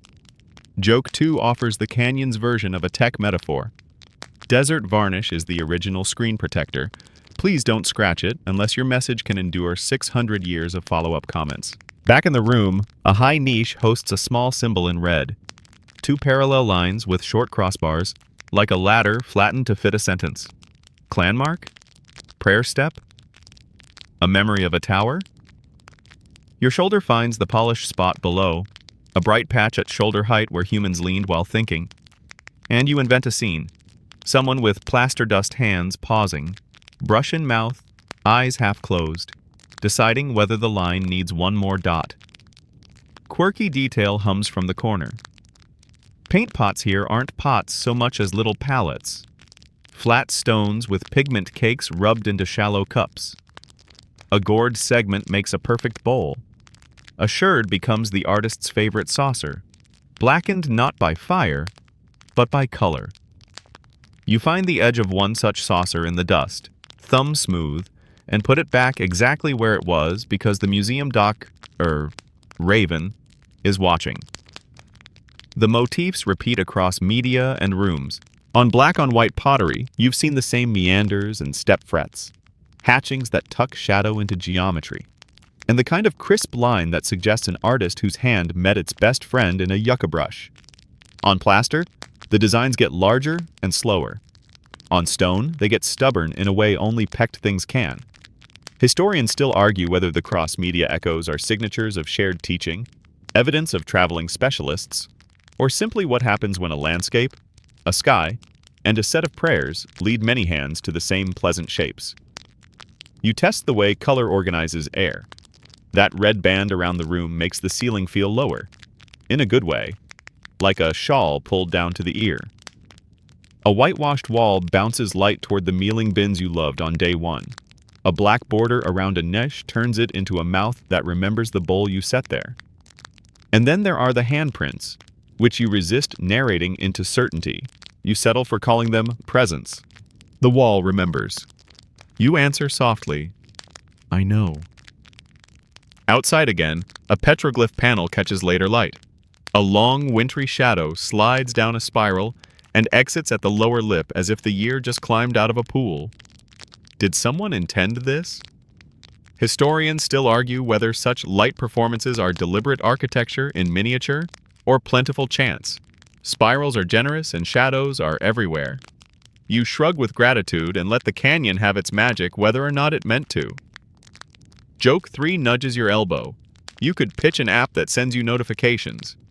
Now streaming, Sunbeam meets Spiral limited engagement, but the canyon politely declines push alerts. You finish the loop back to your door, where the inner wall's red band glows like coals that refuse to misbehave. At the Kiva hatch, the circle's pale panels seem to generate their own dawn even at dusk. The raven signs the daily register with a croak that says approximately, "Adequate reverence observed," then turns to stare at a gourd as if considering a still life. Mainstream fact sets its pen down. Pigments, binders, brushes, panels. Across the cliff world, painted rooms and pecked rocks make a second architecture layered atop the first, a skin of meaning that still fits. In your ear, the plaster carries a tiny echo of yucca bristles from a day nobody remembers and everyone lives inside. Night arrives the way paint dries, quietly, then all at once. The red band cools to wine. The white slips toward dove. The handprint near the lintel becomes a darker square, and then simply a place your gaze lands. You lean your shoulder into the polished patch, and the room agrees to hold more of your weight than wood normally would. Historians still argue whether these marks map politics or prayers, trade routes or stories, but tonight the argument goes soft at the edges as plaster accepts the darker, sleep-colored light. You can still feel the tiny grit of hematite under your fingertip from where you didn't touch the wall. The canyon lets that be your souvenir, a red you carry in the idea of your hand, not on it. You kneel beside a hearth that looks simple until you listen to it. A shallow basin rubbed smooth by years of cautious fire, a neat deflector slab set a palm's width away on the windward side, and a little stream of air you can feel on your wrist even before the flame remembers its choreography. You feed the mouth with juniper twigs, snick, snap, and the room inhales. New air slips in low from a vent, bumps its nose on the deflector, no rushing past the elderstone, thank you. Then curls up over the small blaze, warming, lightening, and heading for the roof hatch in a thin column that your eyes follow the way you'd follow a raven's quiet flight. The house is already breathing, and you've only just said good morning. This is not guesswork. It's a quiet textbook in clay and timber. Mainstream fact settles on the hearthstone. In household kivas across the Mesa Verde region, a standard set of features appears. Hearth, low deflector slab, a ventilator shaft bringing air from outside at floor level, a sipapu nearby, benches and niches around the wall, and a roof hatch that serves both as door and chimney. Warm air rises through the hatch.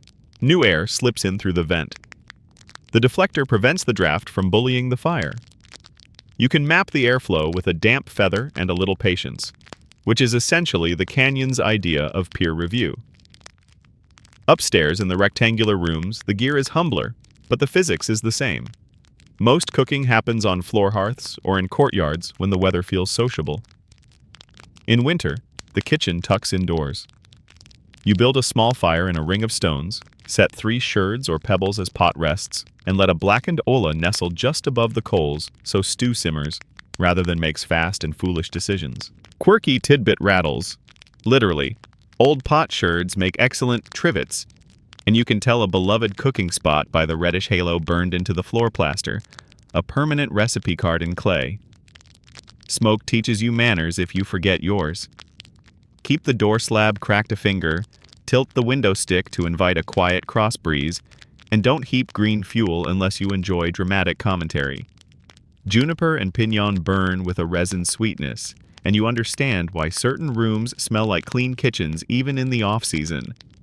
A handful of sage or beeweed on tired afternoons is as much for mood as for insects, though you won't find a written prescription, just noses that agree. Historians still argue whether aromatic smudging here was a daily habit, a seasonal courtesy, or primarily ceremonial. Your own lungs bow to the authority of "it worked." The roof hatch is a multitasker with excellent boundaries. It's your smoke exit and your ladder well. It's the square of sky that sets your day's clock, and it's a throttle for air. Open wide during a lively fire, so the plume rides out like a polite guest. Narrow to a slit at bedtime, to let the room keep its warmth while still trading a little breath with the night. In a gusty mood, the cliff itself helps. Wind skimming along the brow above the alcove tugs smoke outward, while cooler air curls in low through door and vent to keep the cycle from sulking. Joke 1 tips its cap to the engineer who wrote this manual.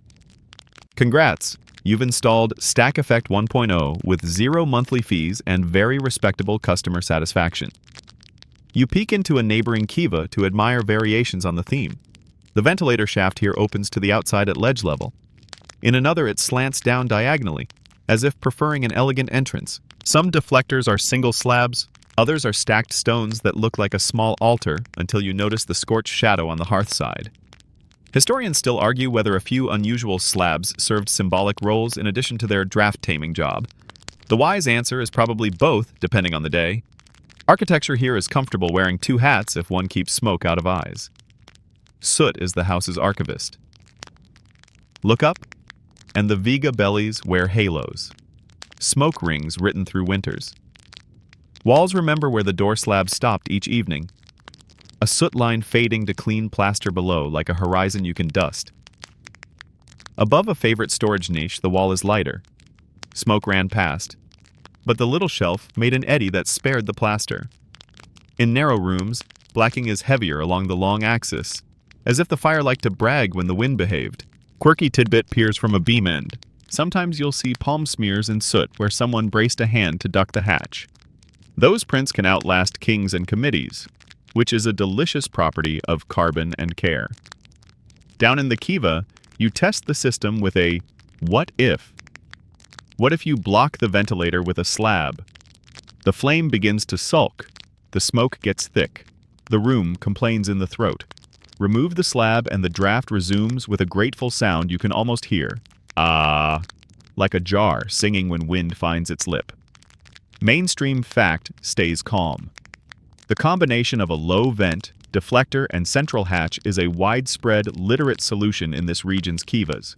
It's not a rumor. The curve of the wall helps too, coaxing air in a gentle circle rather than a tussle. Cooking has its own choreography of heat and breath. Boil in a black olla for stews and porridges, roast on a flat slab for seeds and cakes.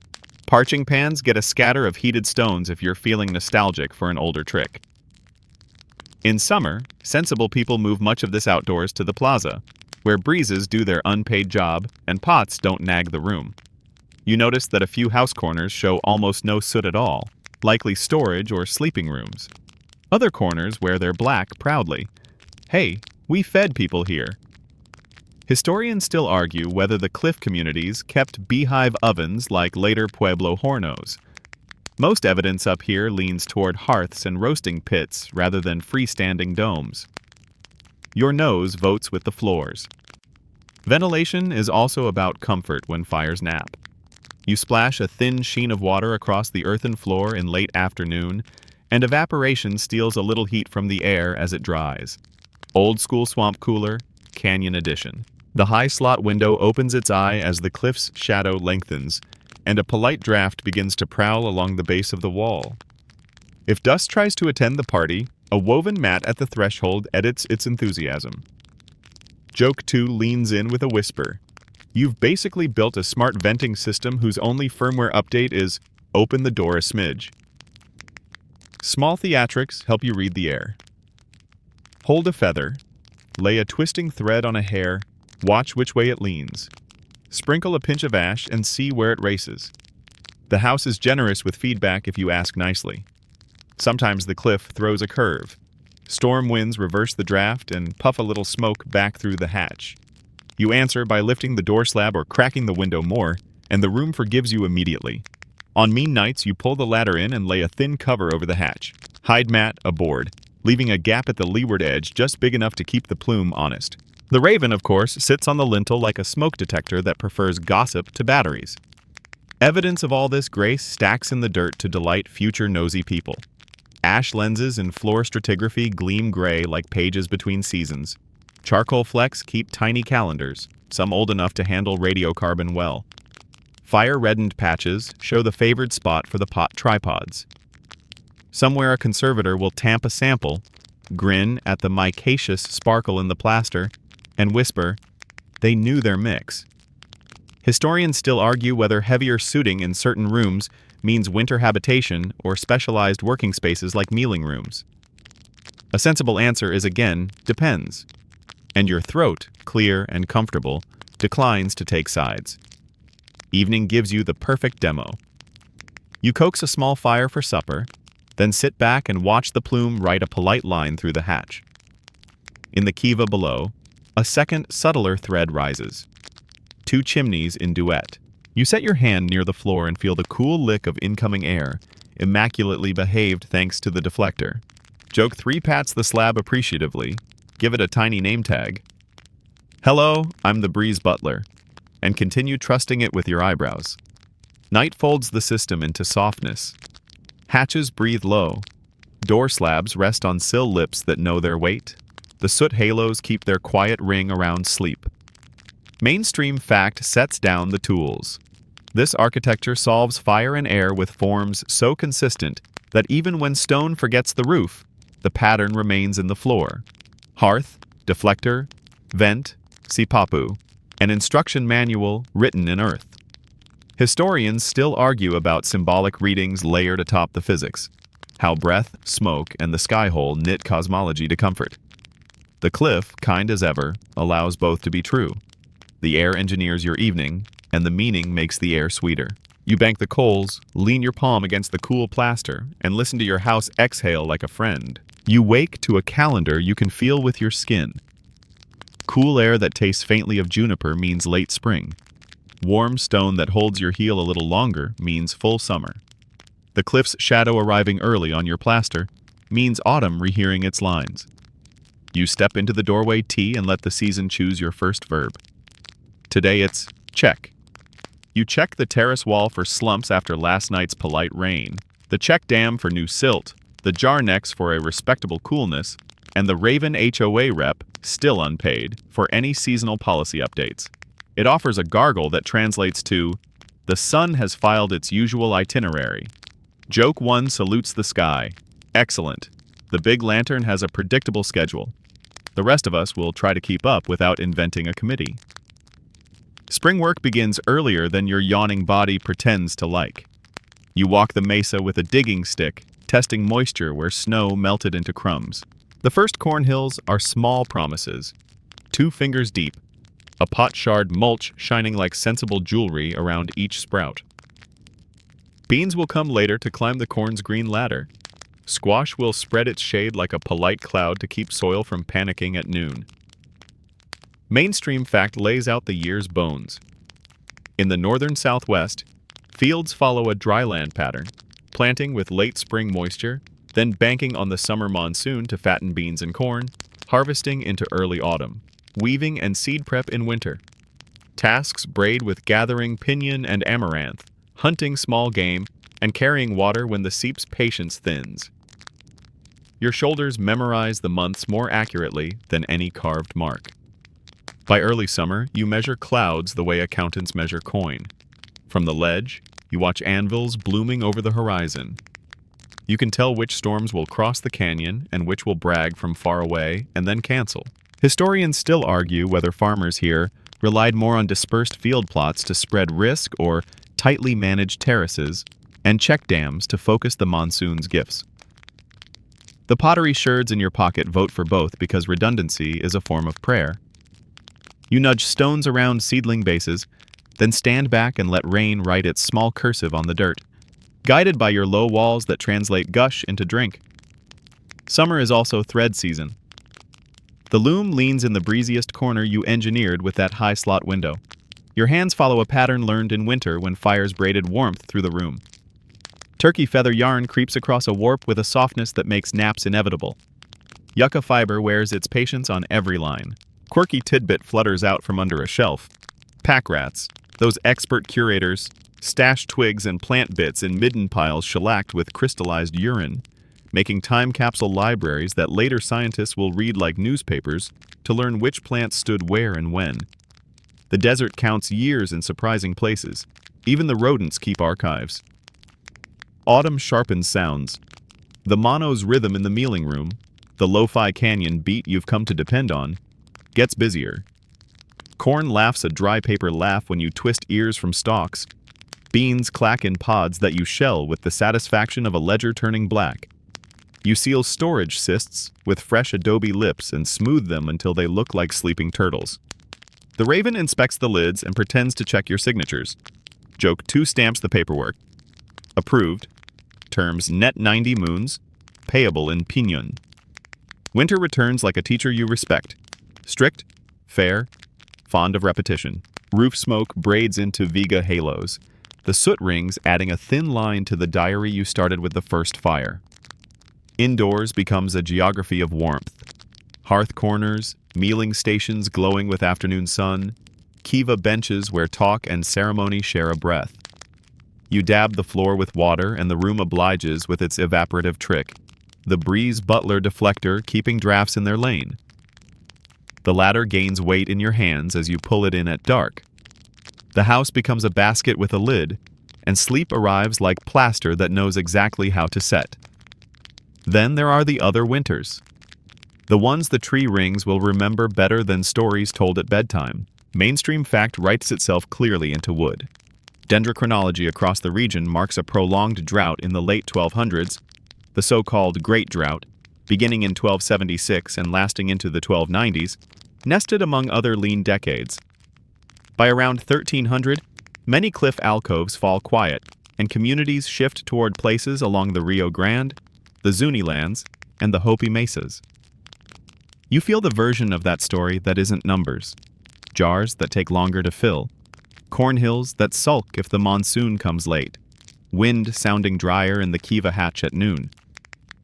Quiet isn't just weather. Historians still argue whether water stress alone turned feet toward new rivers, whether changing trade routes, turquoise, shells, good cotton, pulled people along different threads, whether social tensions, resource competition, or ritual realignments, the ways communities organize rain, prayer, and people, tipped the balance. Whether defense mattered most, hinted at by cliff siding and towers, watching like careful neighbors. Or whether all these braided into a single push that felt like a pull when you stood on a ledge and looked east. Your ankles, which know roads better than arguments, understand. Sometimes a place that loved you asks you to love it by leaving. Leaving, when it comes, is as careful as building.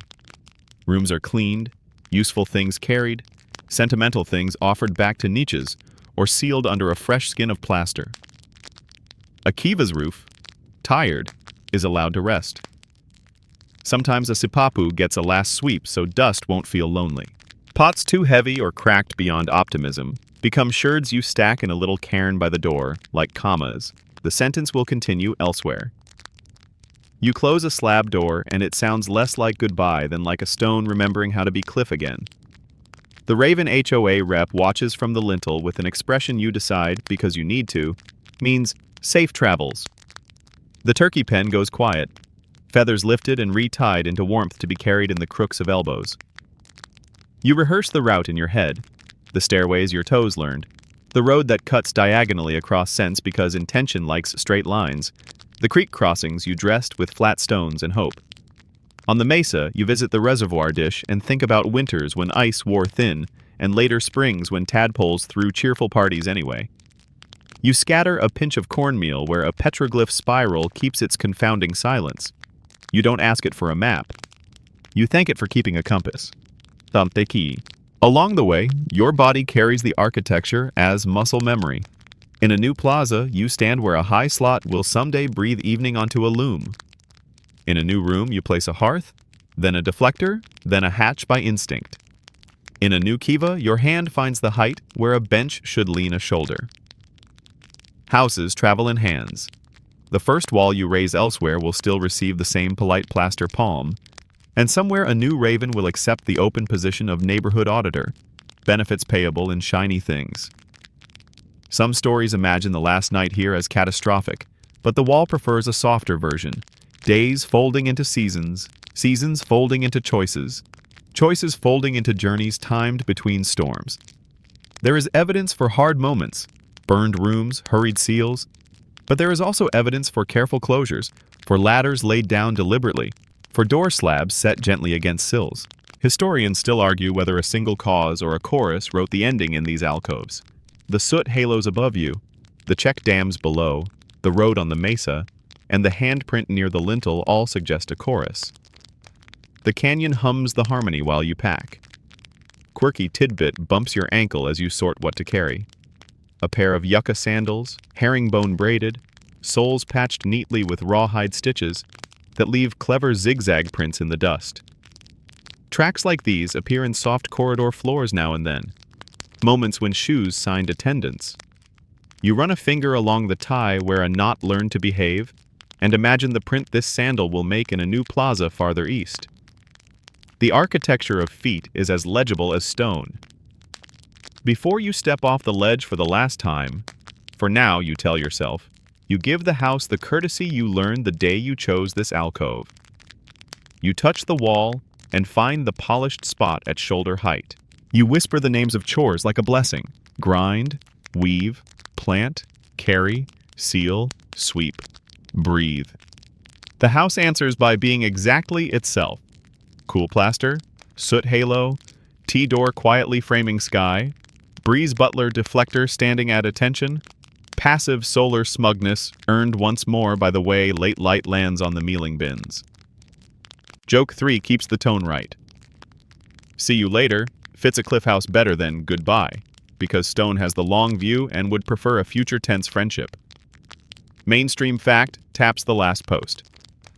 By the early 1300s, these alcoves are largely quiet, their stories migrating with people who become ancestors of modern Pueblo communities. The rooms you learn to read turn back into echoes, and the cliff keeps your secrets on the inside of plaster. Historians still argue the ratios, rain to ritual, trade to trouble, choice to necessity, but the handprint by your lintel needs no math. It's a presence turned direction. You step into it, then away, then along the road that always meant, we are connected, carrying walls in your hands and seasons in your bones. The raven lifts, coins the air once with a black wing, and goes your way until the mesa tells it to turn back. You come back as a visitor now, feet on a park trail that curls under the same stone brow you learned to trust, and you try a new verb that suits the hour. Listen. A sign at the trailhead carries words from Pueblo leaders, Hopi, Zuni, and the Rio Grande Pueblos, reminding you this place is not past tense, it's family. Your chest does the good kind of small.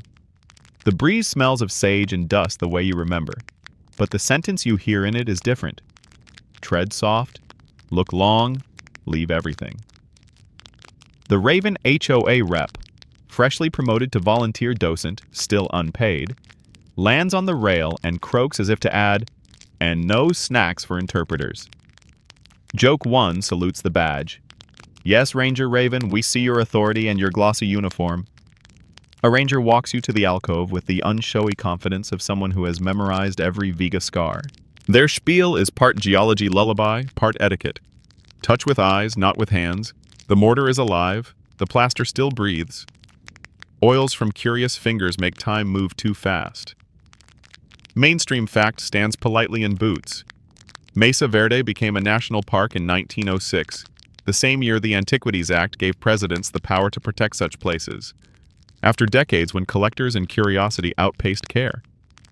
You glance at your own empty pockets and feel virtuous by design. On the ledge, a stabilization crew squints kindly at stone. They carry canvas buckets, bamboo skewers, soft brushes, and a dictionary of sands. One person mixes mortar in a shallow basin, not Portland cement, never that, because hard modern glue bullies old sandstone, traps salt, and turns breath into blisters. The recipe is local clay, local sand, a little silt, water, and patience. A cousin of what once stained thumbs here. The mason presses a test pancake flat and lets it dry in the shade. If it warps or crazes, the ratio is wrong. Quirky tidbit flutters in their toolkit. A tiny plaster telltale bridges a hairline crack. If it snaps, the wall moved, and a notebook gets a new line.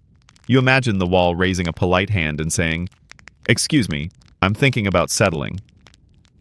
They tuck new mortar into old joints with the kind of tenderness that would make a loaf of bread cry. Chinking stones, those little commas of rock, get reset, not replaced, so the wall keeps its grammar. At the top course, a sacrificial cap of mud sheds rain and agrees to erode so the courses beneath don't have to. Historians still argue whether to re-roof some rooms for protection or leave them open to the sky so ruin remains honest. They also debate the early 20th century repairs that straightened lines a little too enthusiastically. The crew you're watching splits the difference with grace. Stabilize, don't stylize. You peer into a kiva cordoned with a low rope and a sign that feels like a whisper. Sacred places deserve distance. You decide the whisper is easy to obey, not because of the rope, but because of the air. Down in the circle, a conservator lifts soot with a goat hair brush, not to erase the years, but to keep salts from knitting tight in the capillary pores. Another sets a microsensor the size of a coin into a niche to log humidity. Later, a graph will look like a heartbeat and teach the roofless circle how to breathe better. Mainstream fact bows. Many modern Pueblo communities stress that kivas are living ceremonial spaces in their own villages today. Cliff kivas here are ancestral and deserve the same courtesy of not being props for strangers. You step back until your shadow stays off the bench. A volunteer points out the quiet success stories. A crack you'd never have noticed carries a sliver of lime slurry, just enough to persuade water to choose another path.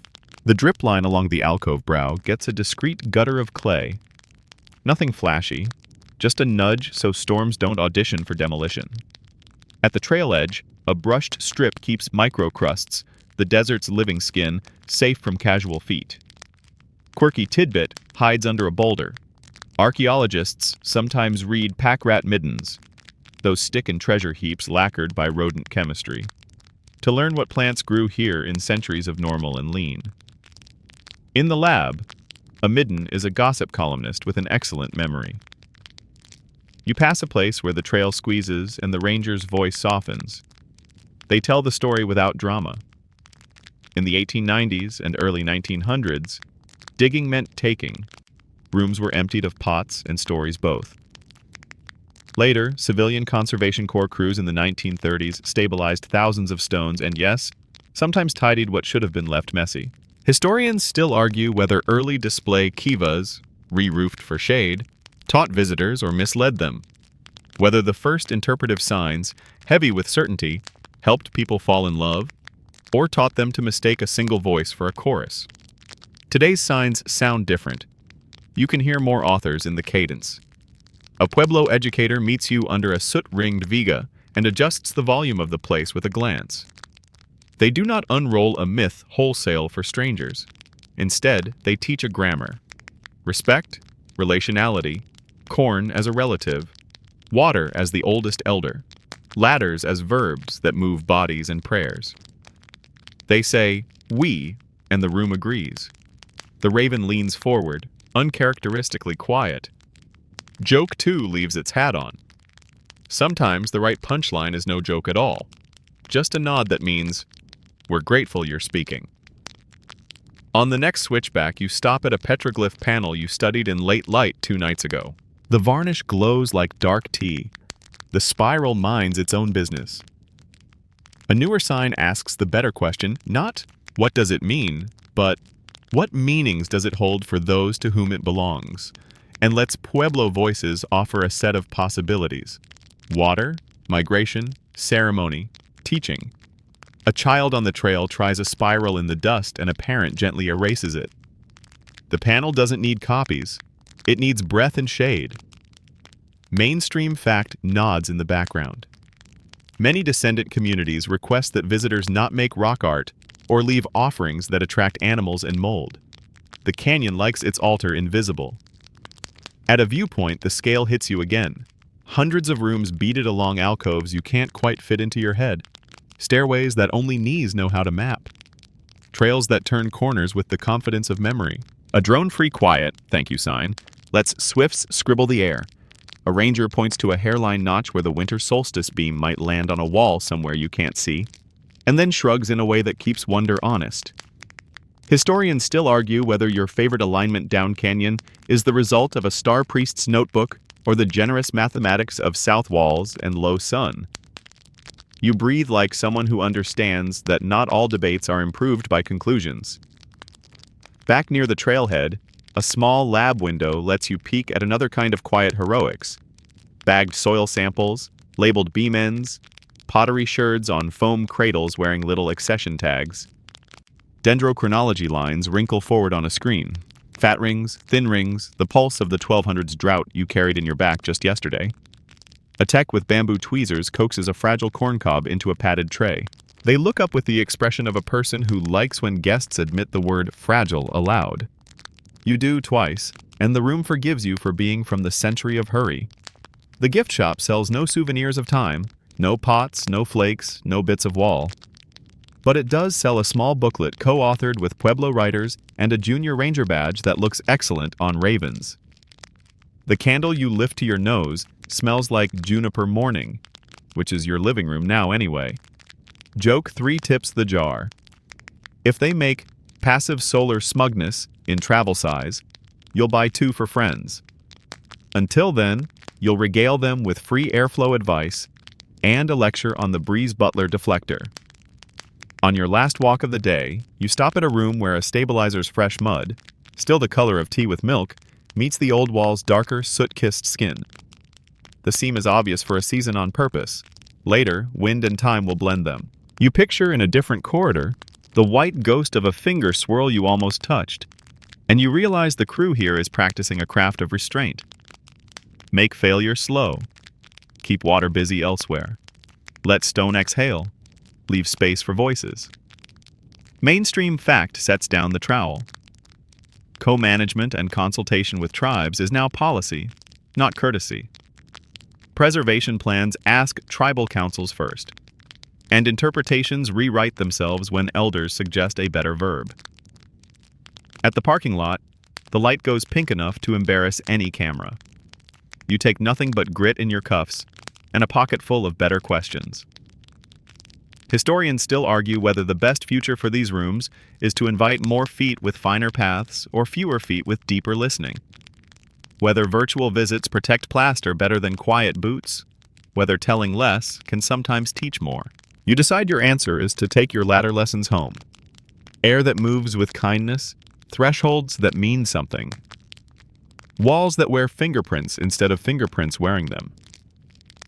The Raven escorts you to your car, checks your cup holders for contraband snacks, and lifts into sky the color of old plaster.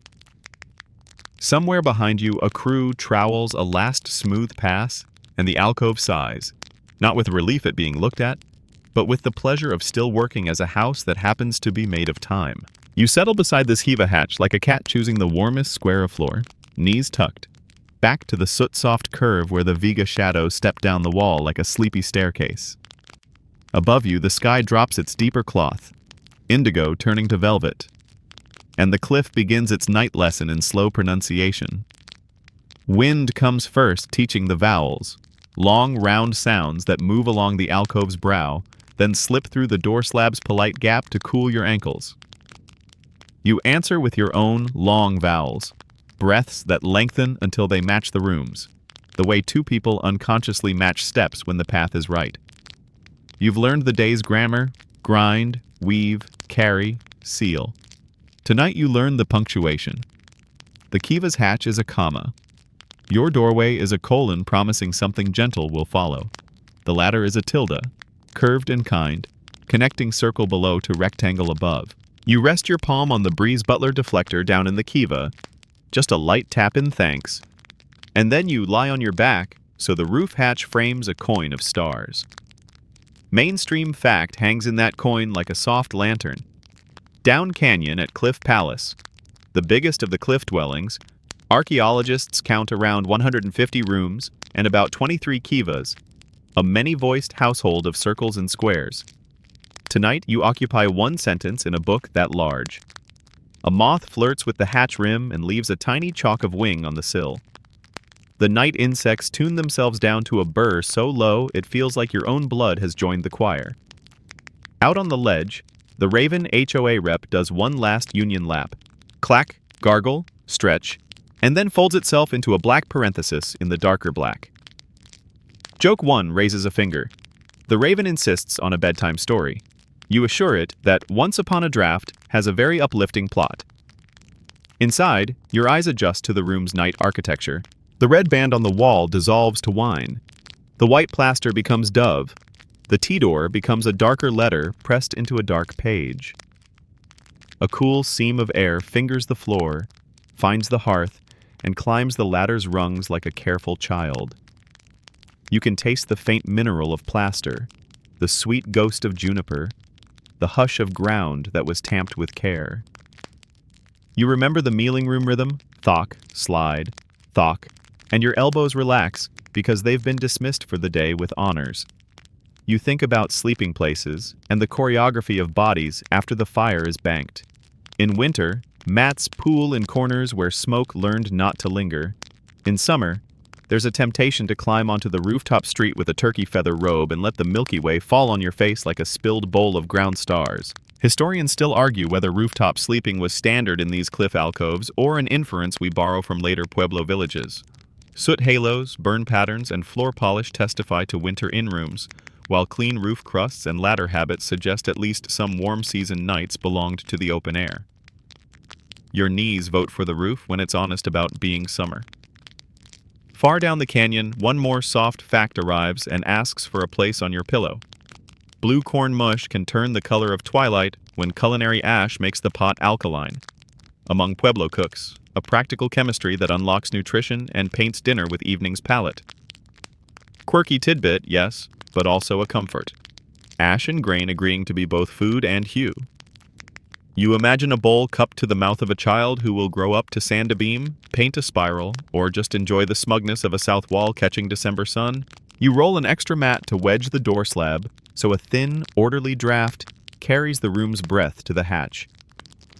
The vent below sighs, the deflector minding its manners.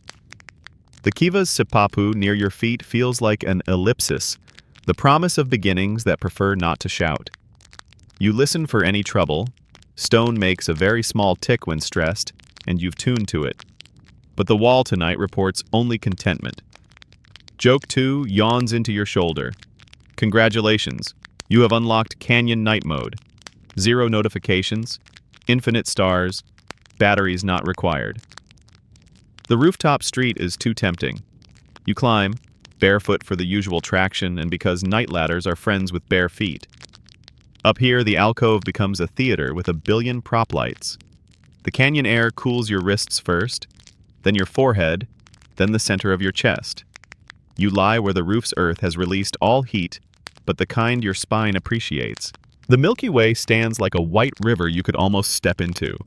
Historians still argue whether certain towers, slits, and wall edges were aimed for solstice and standstill skywork by trained observers, or simply by families who liked sensible light, shadows that do easy things at breakfast, and beautiful things at winter noon. Up here, philosophy gets outvoted by the sky. A meteor decides to sign the ledger. It scratches a quiet exclamation, and you suddenly love that the Cliff Dwellers' architecture didn't need to know the names of everything it worked with to be precisely compatible with it. South walls, deep alcoves, narrow doors, high slots. They all assume the sky will make sense, and that the people below it will respond with courtesy. You pull the turkey feather robe to your chin, feel its odd, perfect weight, soft, light, warm, and eavesdrop on the quiet negotiation between breath and cold. Sleepy inventory. Jar necks beaded with the day's last cool, door slabs seated without arrogance, kiva draft steady as a recited line, metati bins swept, chinking stones behaving, roof lip throwing late dew into space, check dam below holding its moon puddle. Tomorrow these facts will be practical. Tonight they feel like lullabies. Mainstream fact taps the last line of the notebook you keep in your head. More than 600 cliff dwellings dot this park alone, and more across the region.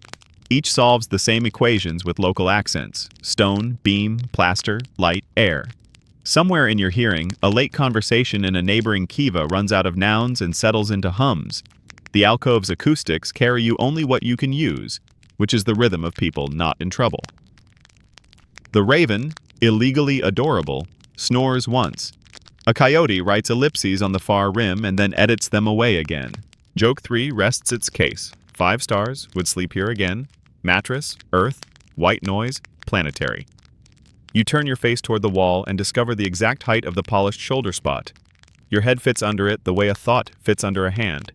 You don't say goodnight. You just let your breath fall into time with the houses. And the house, pleased, sets your dreams to the cadence of a ladder creaking as it cools. The last thing you feel is the place itself agreeing to hold you. A cliff that once taught you doorways, now teaching you sleep.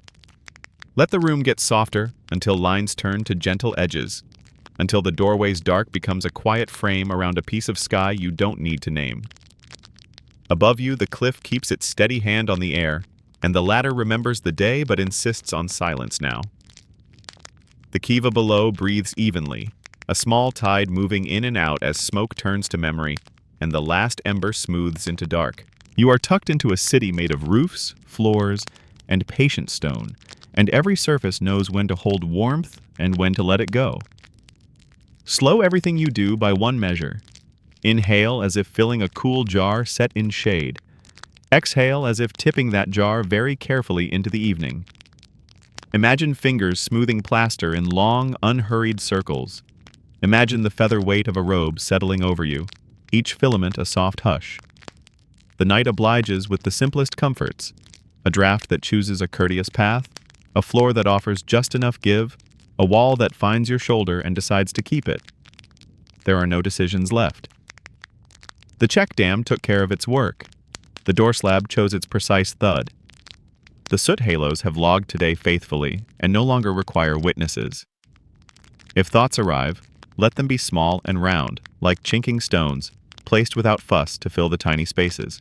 If memories arrive, let them drift up through the hatch like well-behaved smoke, thinning into the open dark until they turn to stars.